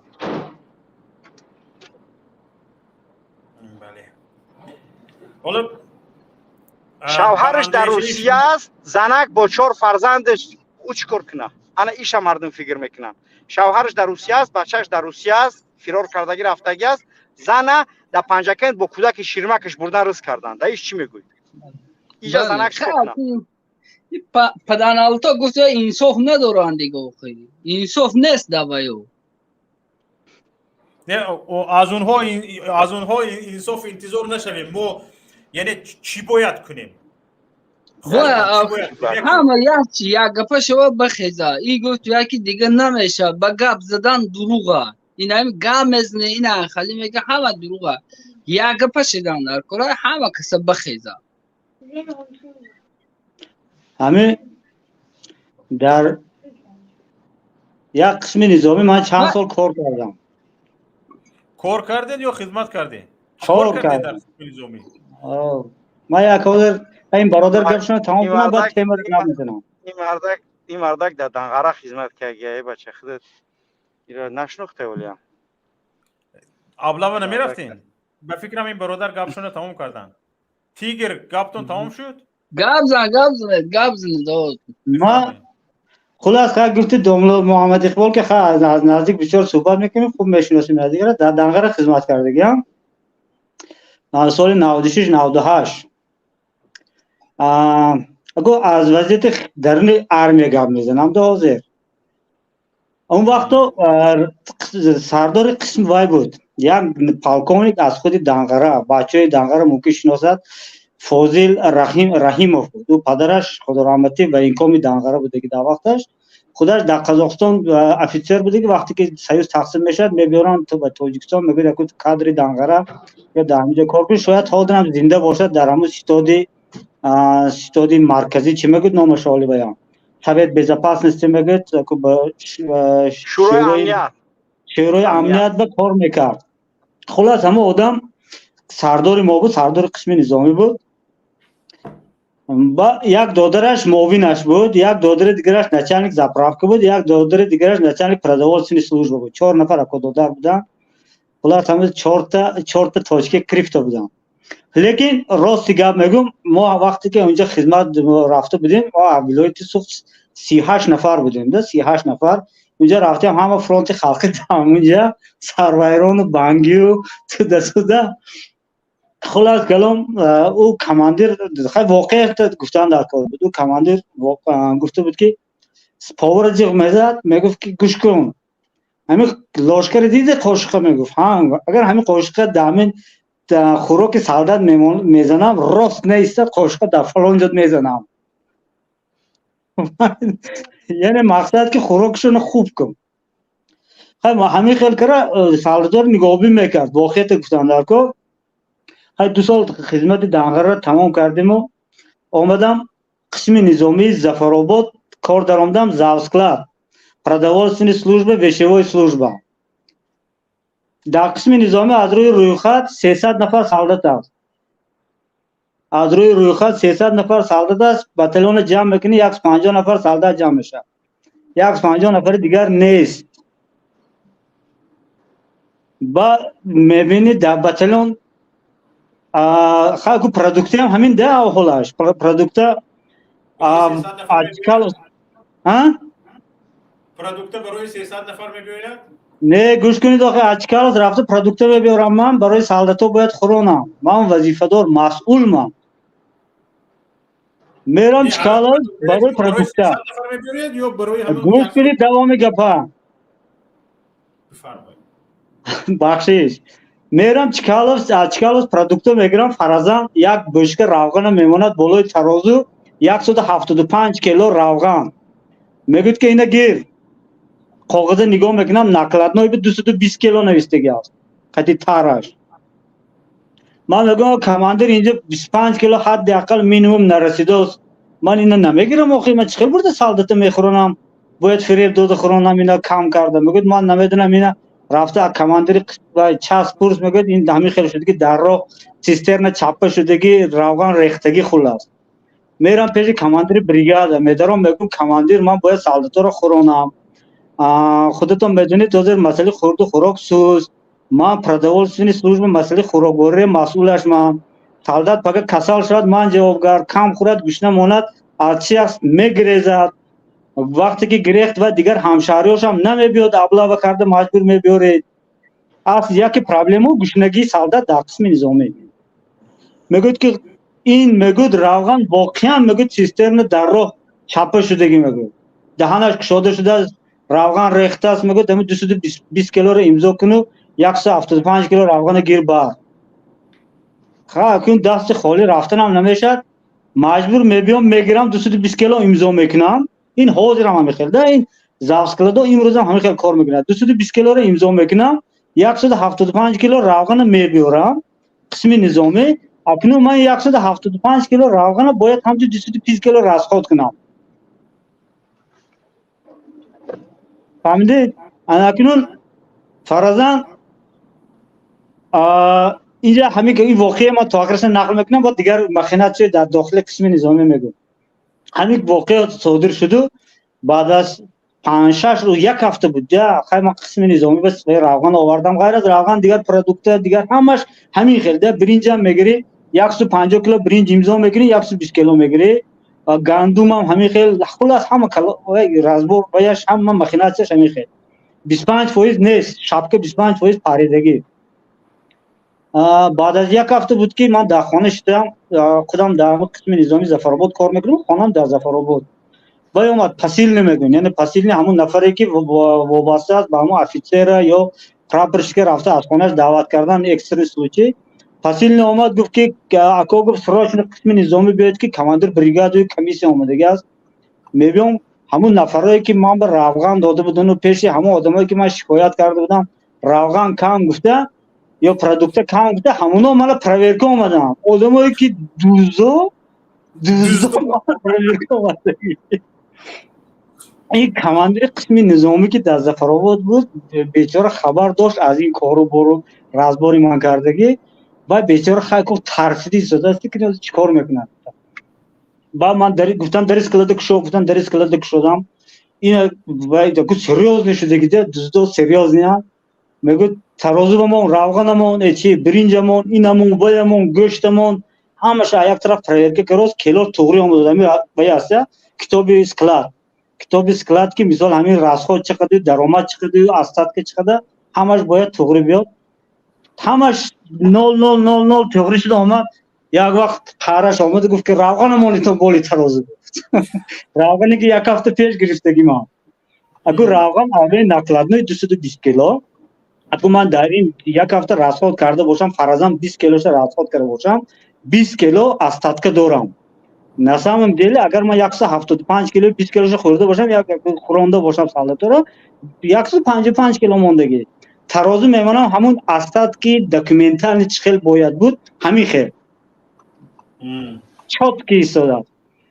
کماندری چاستم حیران، بریگاد پرویرکه کردگی هم حیران، نمیدونم پریتنزی کردن نتونستم ده چونکه من نداستات که ایسو به بیرون آورده روغن از بیرون چاست آورده روغن نداستات شو توغری کنم موندگی که همین خیلی فلاکت نشود گفته میدونم که همین خیلی کار شدنش ممکن. بعد همش دید که دیگر پریتنز نیافت و خلیب مون خلیب بالای ترازو مون اروی و خلیب خطا نکنم 650 گرم بود اروی نقلادنوی یک دانه خلیب اکن دوری سیوس 750 گرم اکن دوری موبه 650 یا 630 گرم همین خیلی بود.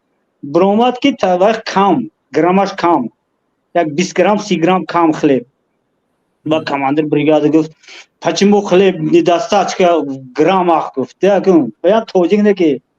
با کماندر گفت که چه این گرامش کم آمده گفت آدم کماندر وقتی که همین ما از خلیب زود میگیریم گرما ترازو میمونیم 630 گرم است من حاضر خلیب خنوک شده که همون گرمی با 30 گرم اسپری نشده کماندر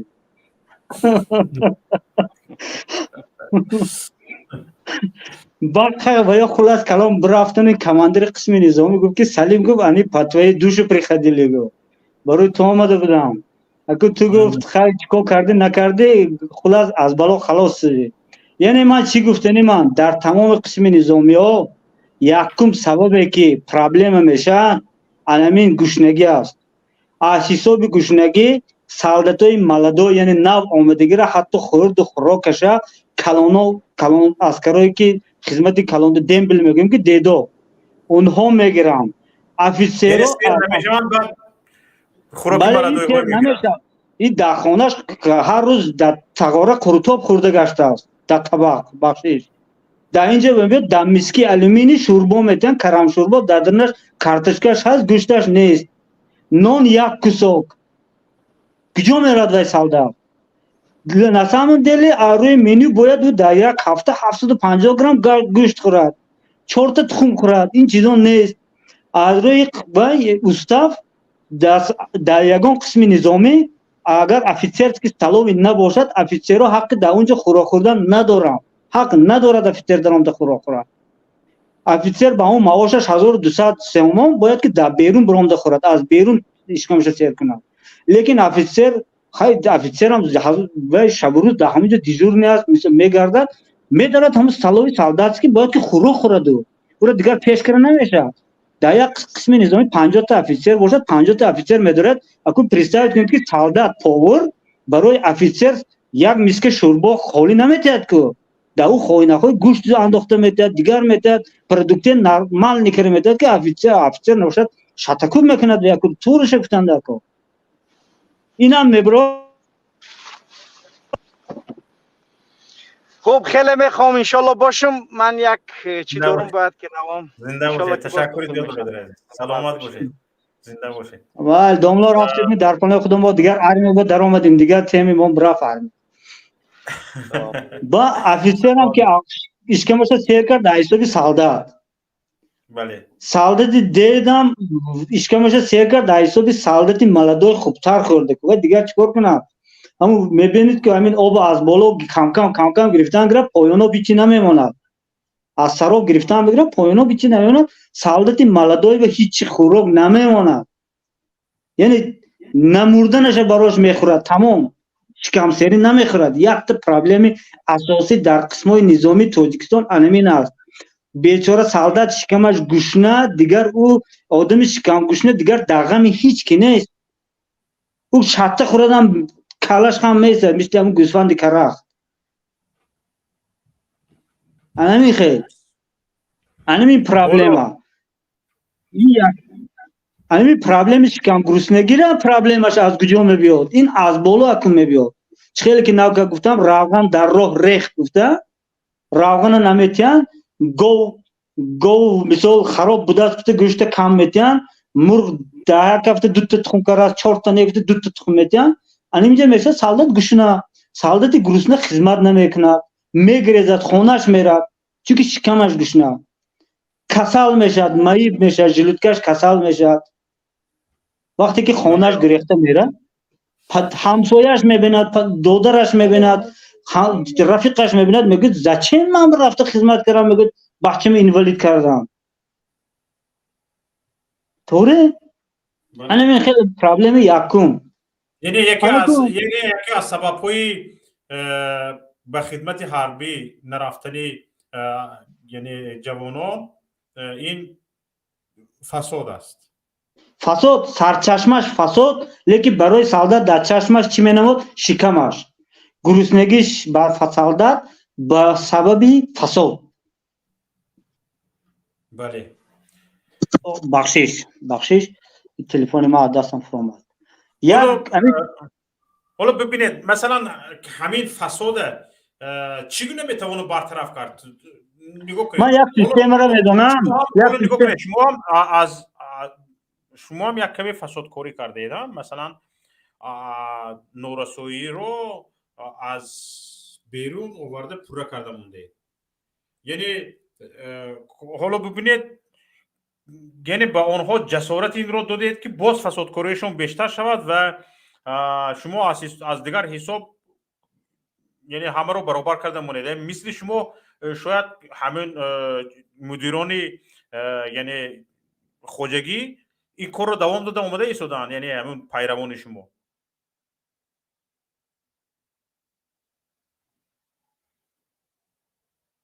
به فکرم شک شدم. اگر مرو میشنوید برادر سلمان سلطانزاده از نو وارد شوید شخص شد نوارتون.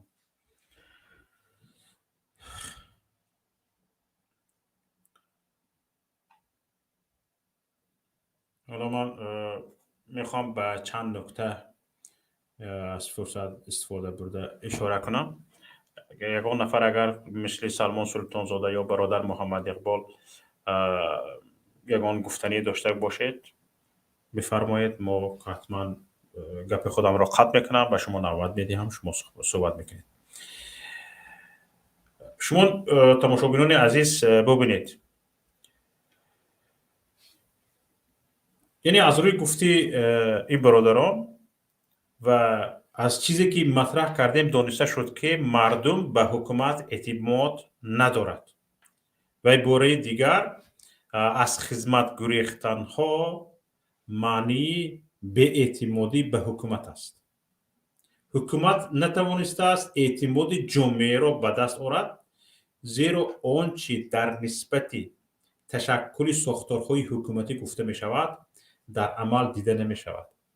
در تلویزیون یک گپ دیگر، در رادیو یک گپ دیگر، در گازیت یک گپ دیگر، در گفت پرزیدنت یک گپ دیگر، در گفت وزیر دفاع یک گپ دیگر، در عمل مردم می‌بینند یک چیزی دیگر است. سلمان سلطانزاده رو بپیوند. وقتی که چنین است الو بخشش بفرمایید دوستان.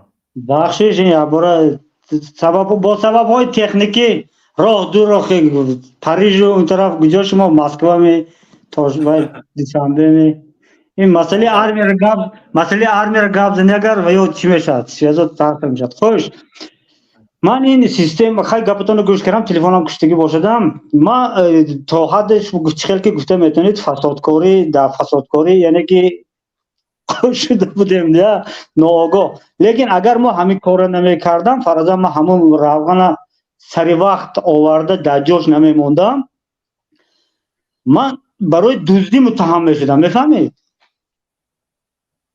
من را همچون دوست برده زندان میکردم پا تریبونال میدادم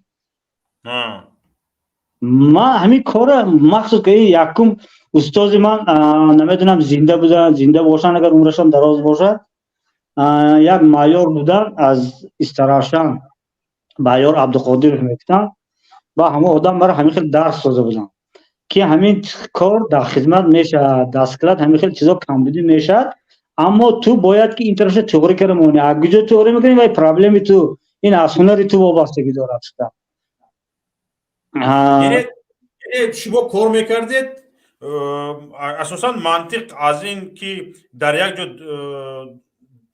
کار کنی درآمد به دست بیاری شما کار میکردید در اونجا مصرف میکردید این چه خیلی نه اینجا خیلی مردم راهش باید یابد که بعضی سکرتاش میگم قسم نظامی ظفرآباد در سرحد تاجیکستان و ازبکستان قرار دارد سرحد در اون سالا سرحد کشادگی بود یعنی از ازبکستان به تاجیکستان بار وارد میشد با راههای پنهانی و آشکارا برنج روغن یعنی با راه قاچاق نیست هر راه در بنزین برای وارد شدن مال قاچاقی شما مساعدت میکردید نه گوش کنید آخه من همه سکرتو من نمیگم که یک قسمش میگم خلاص کنم قسم نظامی که در ظفرآباد بود ظفرآباد حالا هم هست است اون از سابق قسمای پی وی آی شوروی ماندگی است پروتووزدوشنی ابرانه و او قسمی که هم در روی زمین قسم نظامی که هم بیناهاش در روی زمین است هم بیناهاش در تک زمین است پادوال اون طرفش دیگر من گپ نمیزنم این سری حربی است خلاص کلام از وقتی که بار هم در بیرون روی زمین خیلی ویاش هستند بیناهایی که استفاده نمی بردیم ما این قسم نظامی استفاده نمی برد و یکی از راه قاچاقبران از داخل پلیگان این قسم میگذشت پلیگان یعنی همون جایی که وجدین میشد و دیگه کارو از همین طرف راه قاچاق میگذشت خوش وقتی که این قاچاقا میگذشتن که ما پیش این رو گرفته نمیتونیم این همش بالا که سبلسوات کرده که بار پرمای دوشنبه میبرفت در اینجا بنزوازا می آمدن در اینجا می ایستادن ازبکستان بار میبردن در اینجا پر میکردن بنزواز میبرفت و دوشنبه ما یکی سالت عسکرای و کانترکتگای قطاری این کار هیچ کار کردن نمیتونیم افسرایی که در اونجا هستن یگانه راه ما همین بود که همین کمبودی خدام عیسی همونو میپوشیدیم ما میگفتیم دبرو ما شما با پرابلم نداریم شما کاراتون دیدن گرفتم لیکن در همین ماه برای سهالتای ما 25 لیتر روغن دارد همین روغن تی کارت دیدن گیر غیر از این مثال اونه که مثال افیسرو با ماشین میگردن از کجا زفرافکه میکنن همینا زفرافکه میکنن تمام کماندرایی که تا اینا مجلس دوشنبه مجلس خوجند رفته بیان یا مثال کوارتران میشند بسیارش از کدام مثال کوارتران سپلش میتونه حساب همین قاچاقبرا دیگر علاج نبود افسری که کوارتران میشند از دیگر جا آمدگی است کار میکند از حساب معاشش نمیتید خیلی معاش 800 سوم 900 سوم 1000 سوم میگیرد او به اشکمش نمیرسد به اشکم بچهش نمیرسد دولت حکومت تامین نمیکند تامین نو در خود در قسم نظامی برای افسرها برای تنها افسرهای خودشون و میتیان کویکه میتیان یعنی در یک خانه 4 کس زندگی میکنند. لیکن افسر اویله دار است، زن فرزند دارد، فرزند اویلش فرزند میگیریم در اشت است یا در اسفره است. شنبه یک شنبه رفته اومدن از در کار تمام در یک هفته ابراهیم بوده و همه کار پرتفته میگرانت رود، مهاجرت روسیه رود و 6 ماه کار کنید 6 ماه خانه شند بهتر. لیکن مردم وقتی ما واقعیت میگم افیسرای هستن که واقعا برای همین تاجیکستان دلشان میسوزد و یا همین کسبشان با صادق ایستادن تا همین روز هستن و معاش ناچیز با تامینات ناچیز با تمام همون خوری زاری لیکن وظیفهشان اجرا کرده ایستادن. الان میگذاریم بحث مقصدی که حاضر من گفتم برای بیرون شدن از فساد قسم در نظام وزارت مدافع عموما چیکار باید کند، یعنی در قسمای حربی این پرکتیکش این گوش کنید، من این پرکتیکش در همین قسمای نظامی من دیدگی هستم که چخیل ایرا خلاص کردن علاجش هست. حاضر در تاجیکستان یک خدمت آلترناتیوی گویا نمیدونم حاضر به رسمیت در آمدگی اگر خطا نکنم همین خیلی یا نه یعنی پول کتی بله همین چیزا باید که کمتر تغییر کرد. در قسم نظامی که من زاوسکلات بودم خیلی که گفتم 300 تا سالدار در روی خط هست، 150 تا خدمت میکنم. از این 150 تا که نیست است انا قریب که 50 تا از گرسنگی گریخته رفتگی فرزند، لیکن 100 تاش جواب دادگی خود افسران قسم نظامی جواب دادگی خانه‌اش. اینها نفرانی هستند که تامین میکنن قسم نظامی. فرزند یک پریزیونیک از ناحیه شهرستان دعوت میشد، قسم نظامی میبیاد یک هفته میستد قسم حربی را قبول میکنه و او به پیشنهاد میشه جورم تو دهقانی، پدر و مادرت دهقان، بابایت دهقان، زمین دارتان و همین خیلی باید میگه تا همین خیلی تو به پیشنهاد در 1 سال و جو 1 سال اینجا خدمت کردم برای ما 3 تن کارتشکه میبری خانه به 6 تن میگیری. لیکن هر وقتی که ما تلفن کردیم خبر دادیم اینجا میبینی میستی دفترای پدر و مادرش هم راضی، سالدت هم راضی، میرد خانهش 1 هفته در 1 سال در شهرستان در خانهش در پیش پدر و مادرش میستد کارتکش دهقانیش میکنه 3 تن کارتکش میگرده کرما آورده زفرآباد میرساند 3 تن کارتکش میرساند سلیم دستکلات قبول میکنه 3 تن کارتکش سالدت 150 تا سالدت که دهقان نه زمین ندارد پول ندارد که مثال خودش خرد او را میخوراند. فهمیدی؟ 1 سالدت دیگر زمین ندارد لیکن پدرش پول دارد او را میگوید که جورا تو اینجا خدمت میبیایی و این بلیت در همینجا میسته تو در روی خط مایه لیکن بجای 1 سال خدمت با ما 200 پر موزه میبیاری. او جانم که میگوید رفته رسیس که 200 تا موزه رسیس که میبیاره سالدت مرد کرم میکشم 150 تا صغیری بی پدر و بی مادر که در اینجا هسته در کویچکا اونها میپوشن. میفهمید؟ عجب لیکن این هم فساد بشود مثلا تو قسم حربی اومده وارد بشود که 200 تا نه اینجا این سیستم این راه هست است که همین سویا فساد نجات دادن. اگر ما حاضر چخیل که تاجیکستان پول خطی کار کرد در پول فساد میشه، در پول در اون سالدتی گشنگی که نمیرسه. حالا ببینید نه من گفتم تو آخرش زنم نه 2 لحظه هم نه بخشش وقتی که پول میگیرد دولت نه فراز میگیرد و دیگرش میگیرد سالدتی گشنه و نمیرسد هیچی. این بودجه دولت من درآمدم در سالدت گشنه نمیرسد. اگر وقتی که همین وکالت پورا قانونی کرد در دست قسم نظامی تیان خودی خازرشچات برین در قسم نظامی تیان همین کارا در زمان شوروی وای بود استرویباد بود پولتکای اینجا وای باشد چی میگه حوزبات شود خزای سونی بتالون در قسم نظامی خزای سونی بتالون گویا که تاسیس قانونی شود در همین قسم نظامی 50 تا سالات دهقان در خانه‌اش میگرده در اوچات میایستد و این کمادو خبردار در دستش حجتش هست او در خانه‌اش میگرده دهقانی میگند حاصلش آورده میتیاد او عهده‌دار میشه بگذار او را در آخر در این کمادش دهقان گفتن نویسیدیم به جای سنایپریست لیکن سالدات گریزی کم میشد سالدات باقی ماندگی 150 تا سالداتی که در قسم نظامی است درد معده شکمش درد معده نمیشد از گشنگی گریخته نمیرود افیسری که در قسم نظامی است کارش پرپست رسی مهاجرت نمیرد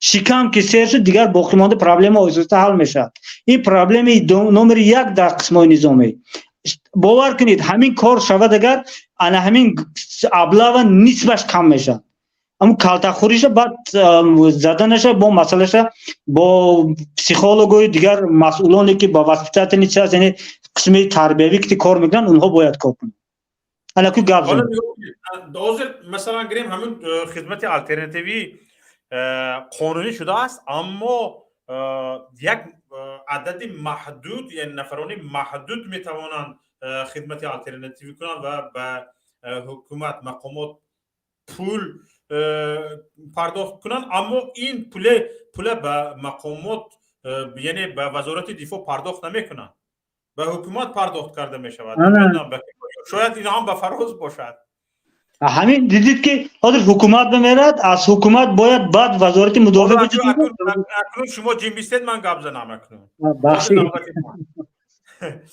انا شما نگاه کنید عدد معین که هست یعنی برای اون که به همین کواتی پول پرداخت کرده از خدمت حربی خلاص شدن باید شما یک دو برابرش باید باز پاره بدهید برای وارد شدن روی خط عدد محدود است نه همه میتواند خدمت آلترناتیوی کند یک عددی شاید 600 نفر است 700 نفر است 1000 نفر است همین خیلی است عزیز زیاد نیست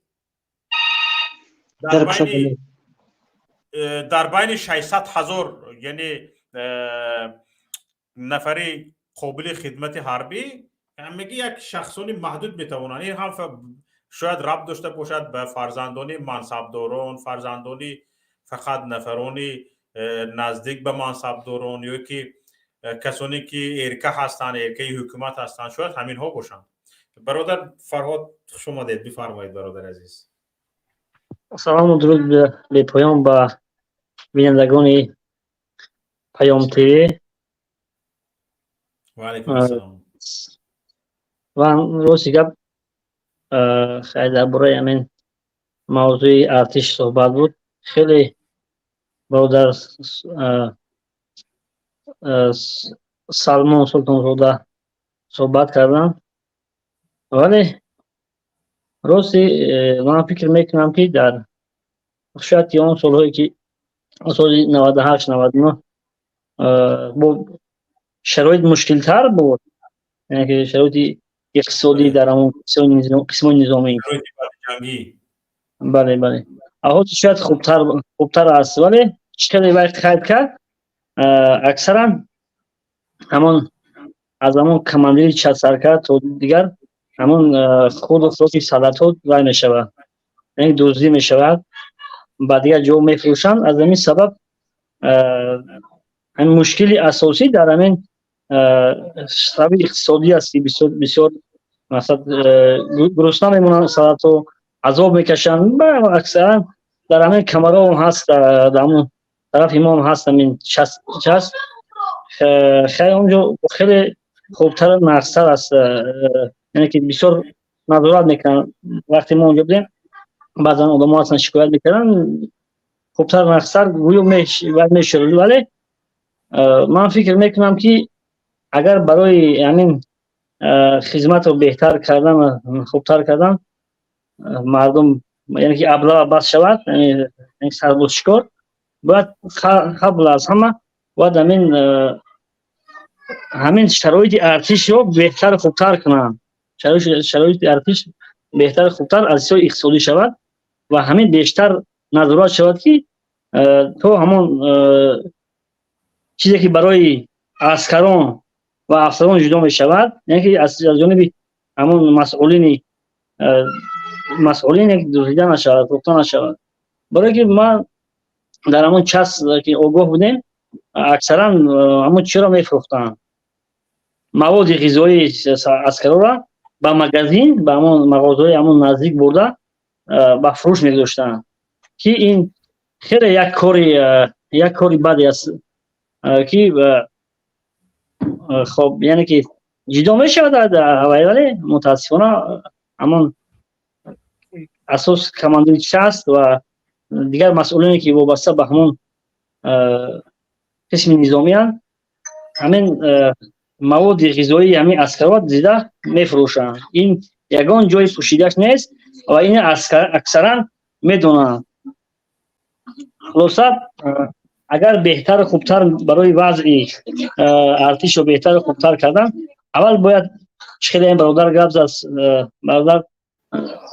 گپ زد باید اول اشکمی همین سالت باید موسیقی کنیم تا که یعنی که دیگر در فکری چی باشد، همون یعنی قوا و درمان همه چیز واسه به همون چی است، به همون مواد غذایی همون سالت است. و بعد دیگر اینکه باید همه وقتی که جلب می شود باید همه قشرهای جامعه نوابسته از سری منصبدار است که است باید همه به خدمت رفته یعنی خدمت کنند. وقتی از حتی از پسر پرزیدنت سر کرده تو پسترین نفر باید رفته در ارتش خدمت کند و برابری باشد خدمت. و آن نفرانی که از این زمان خدمت با 25,000 سومون است، 25,000 26,000 سومون است، 26,000 سومون است.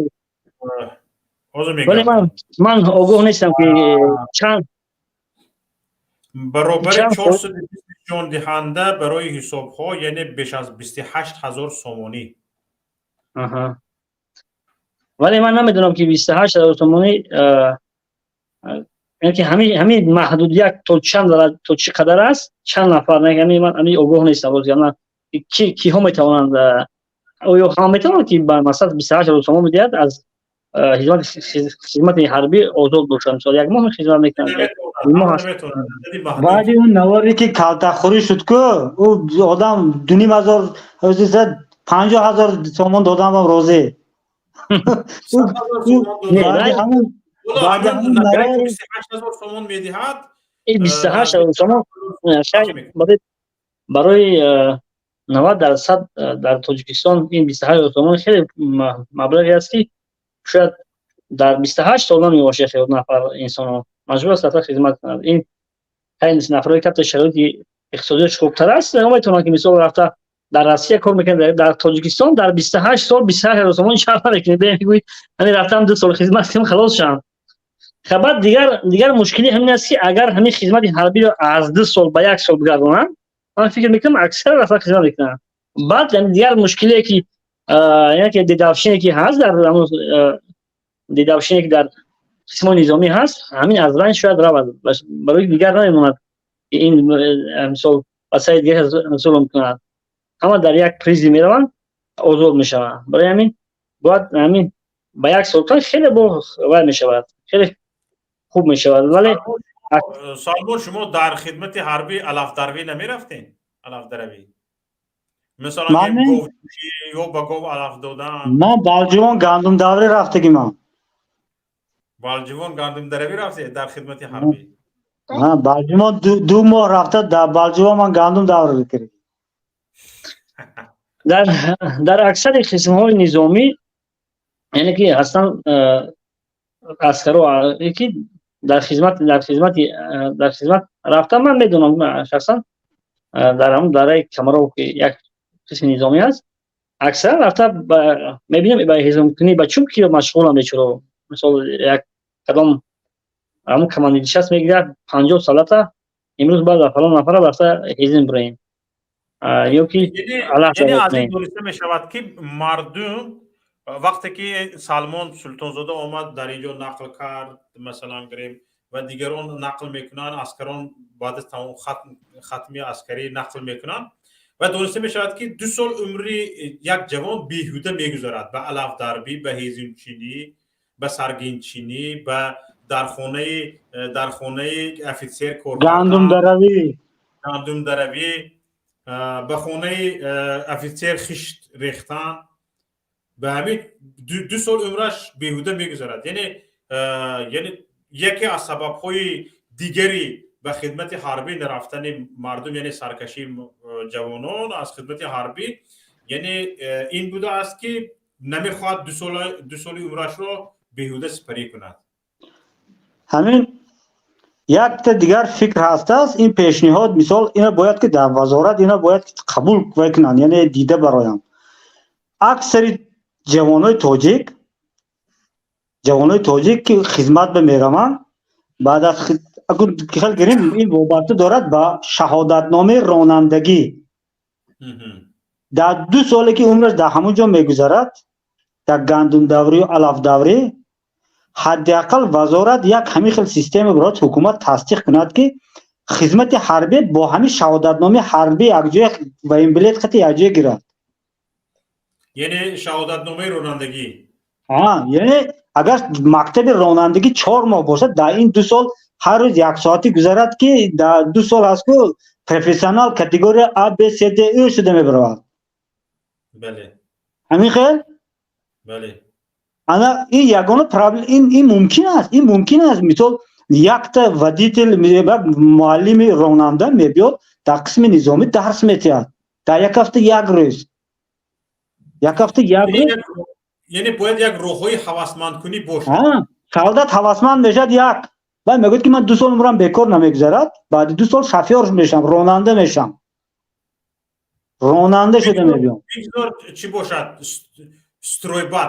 استریتیلی بگذار چی باشد؟ هنر یاد گرفت. خیلی لیکن اینجا یک پرابلم اساسی هست. با این راه نمیدن چون که پراور کی میفروشد در تاجیکستان؟ مکتب‌های رانندگی در دست کی؟ بله. در دست فراز می؟ فراز دهنگی نانش یک کس میتید می؟ نمیتید. در کار شاید سعادت دهنگی نانش میگیرد لیکن نمیتید. اگر حکومت وزارت مدافع همین کار راه بمانند که برای سعادت در 2 سال خدمت کورسی رانندگی تأسیس داده می شود، حتمی در 2 سال سعادت ودیتل شده میبرد، شفیار شده میبرد. یگان کس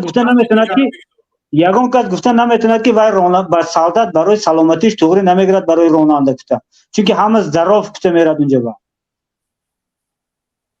همین استرویبات گفتم و از گفتگیم پشیمون شدم. بیک صبور شنیده باشد تمام. کمی سعادت سیر شود شد. بیک صبور هم سیر میکنه. یگیت هستو سیر میکند. باور کنید.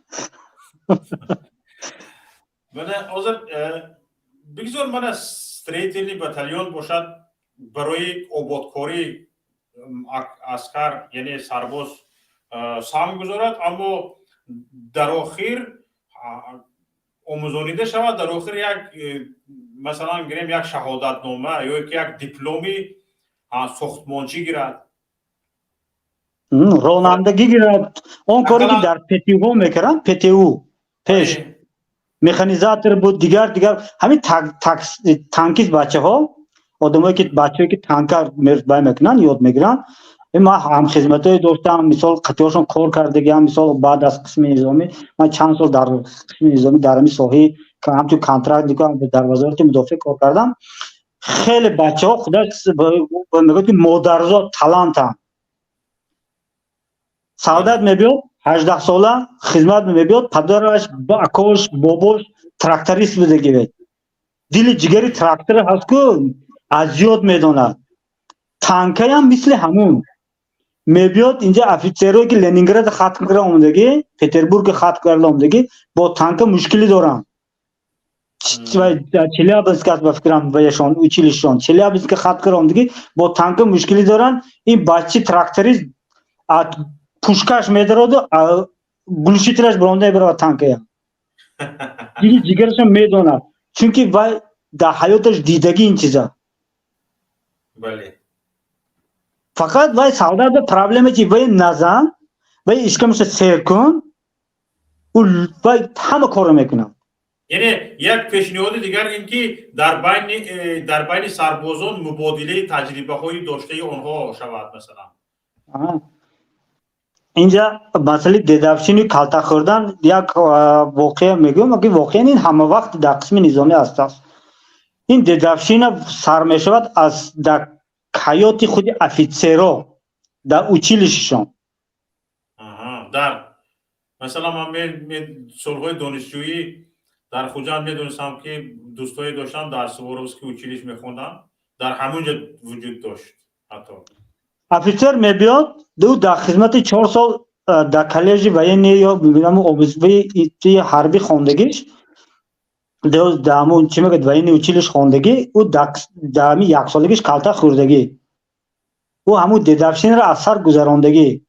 وقتی که میبیاد در قسم نظامی در کله اون در همون جهان بینیش فکر طرز تفکرش همون زمان کورسانتیش 18 ساله و حالی با بلاغت همچون افیسر نرسیده است.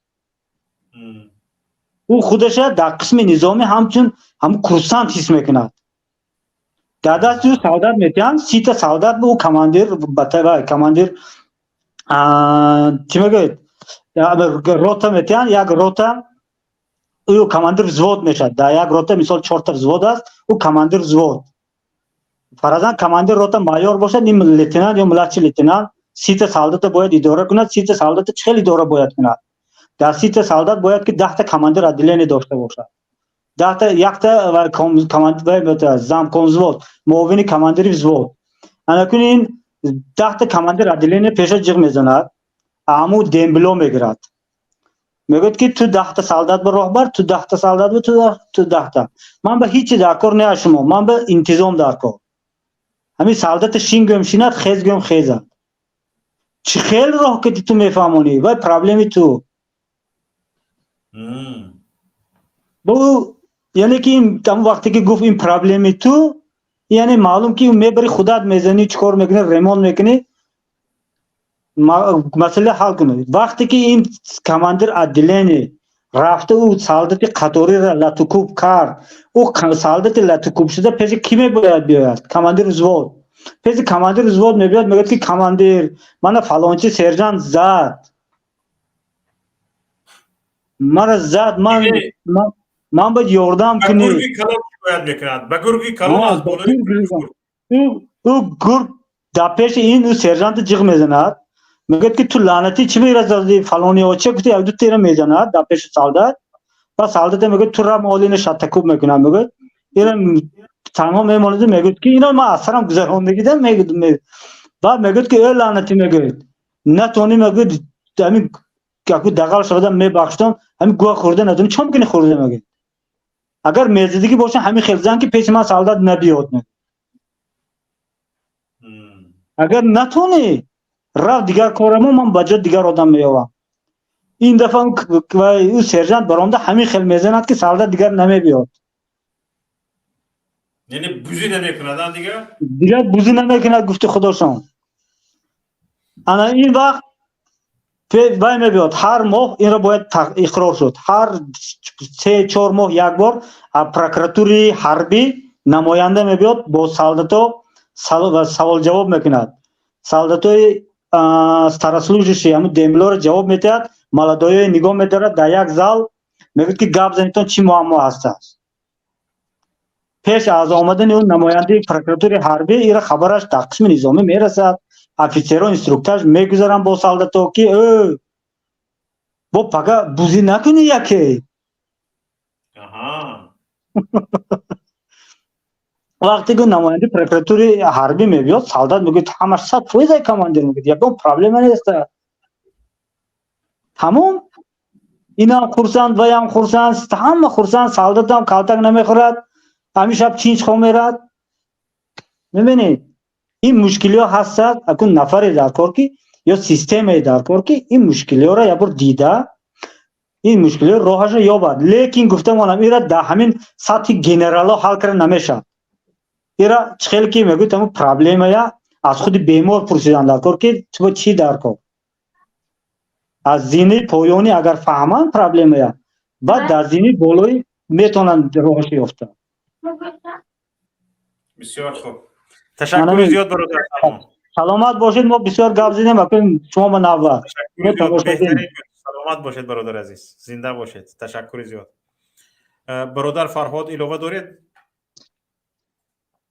نه علاوه هم بسیار گپا برادر زد. خیلی هم که گفتنیم که خیلی به خدمت نکردن نمیشه، برای که این در جامعه که امروز ما زندگی داریم عموما در حال به این خدمت به ارتش، یعنی که تصور کردن جامعه و مرز بوم کشور غیر امکان است، یعنی که به این تصور کردن نمیشود بخینند، ولی باید یک راه پیشنهاد کنند، یک کار پیشنهاد کنند که یک کار برای ما در کل که همه رفته خدمت کند، از تمام فرزندان منصبداران تا یک فرزند دهقان، یک فرزند عادی دهقان، و باید همه در یک شرایطی خوب و یک شرایطی که همین سالدت آینده دیگر دوخ کند و من یعنی حمایه وطن رو با دوشش وقتی بار می شود، باید از اون حمایت کردن رو باید داشته باشد، جرأت. نه اینکه بعد از این روان کنند فرزندانشون بیچاره، از اون سو معیوب و از اون سو دیوانه و از اون سو مثال بعضا ما میشنیم در هر سال 10 15 تا 20 نفر سرطان شاید بیشتر اینکه بخلاق هستند، همش همین مشکلی ها باید برطرف شوند. فقط راهی حل شد باید بیان، این راهی حل دارد، تنها باید بیشتر و خوبتر بر این موضوع کار کنند و تو فرزندای مردم نروند در ارتش از اون طرف مرده و از اون طرف کر و گنگ و مثال من معیوبی و سلامت باشید. زنده باشید. تشکر زیاد برادر عزیز. سلامت باشید. خوش آمدید یک بار دیگر. تشکر به شما. تماشاگران عزیز، آن چیزی که من میخواستم خلاصه گیری کنم اینجا برادر عزیز گرامیمان فرهاد گفتند و من هم برای تقویت سخنیشان در آخر سخنم گفتنی هستم که یکی از مسئله های اساسی حل مشکلات ارتش این اعتماد بخشی است، یعنی اعتماد مردم به حکومت است، نه فقط در ساحه مدافعه بلکه در تمام حالت. مشکلات مقامات تاجیکستان، حکومت تاجیکستان، تیم امامعلی رحمان این است که اعتماد مردم را از دست داده هستند. مشکل اساسیشان همین است. اگر میخواهید کشور پیش رود، اگر میخواهید در همه ساحه ها پیش روید، ترقی کنید، به زبان ما دیگر گپ نبیاید و ما دیگر نتوانیم گپ زنیم، اعتماد مردم را به دست بیارید، باوری مردم را به دست بیارید. باوری مردم را به دست که آوردید دیگر در مخالفین قوت قدرت نمیماند، دیگر گپ نمیماند، دیگر گپ یافته گفته نمیتوانند و به بعض کمبودی های کوچک برای اشاره کردن هم شرم میدارند و خودداری میکنند.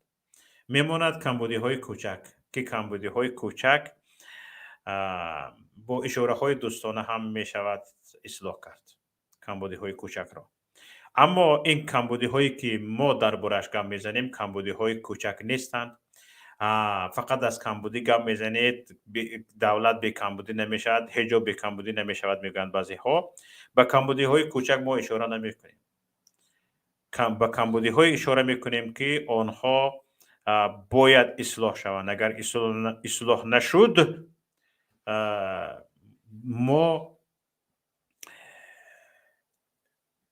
دولتداریمان زیر سوال می رود، کشورداریمان، وطنداریمان زیر سوال می رود. اساساً شخصاً من همچون یک مخالف سیاست امروزی تیمی امامعلی رحمان به مسئله های دست می زنم و مسئله های رو بر می دارم که این مسئله های کوچک نیستند.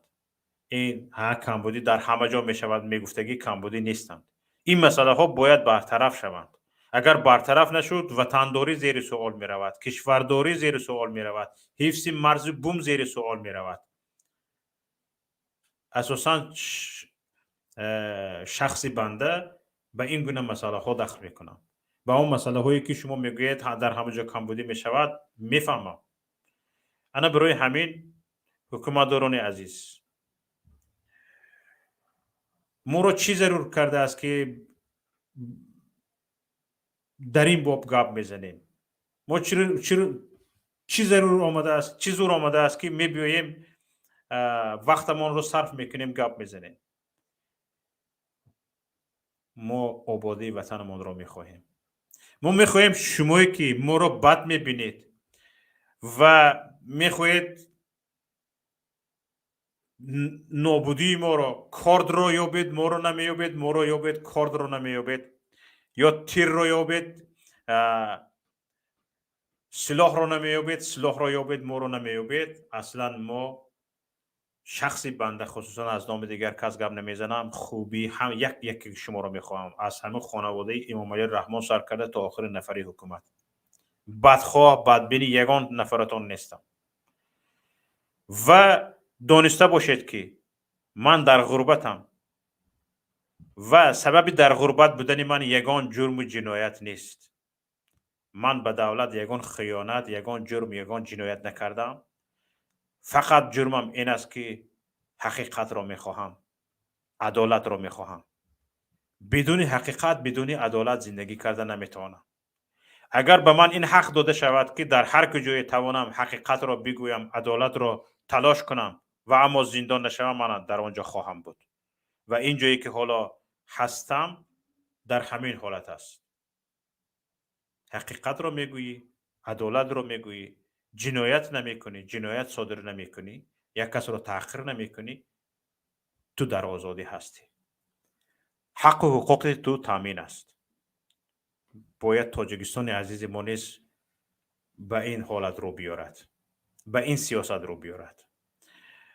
وقتی که به این سیاست رو آوردیم، کمبودی ها برطرف میشند، یک دیگر بدبینی ها به سوی یک دیگر سنگ اندازی ها برطرف میشود، اصلاح میشویم. اصلاح که شدیم حتما پیش میرویم. با شما بودم یک برادر کوچکتان، یک هموطن کوچکتان حقیرتان شوکت محمد در برنامه دیدگاه. تا دیدار دیگر، خدا نگهدار. السلام علیکم و رحمت الله و برکاته.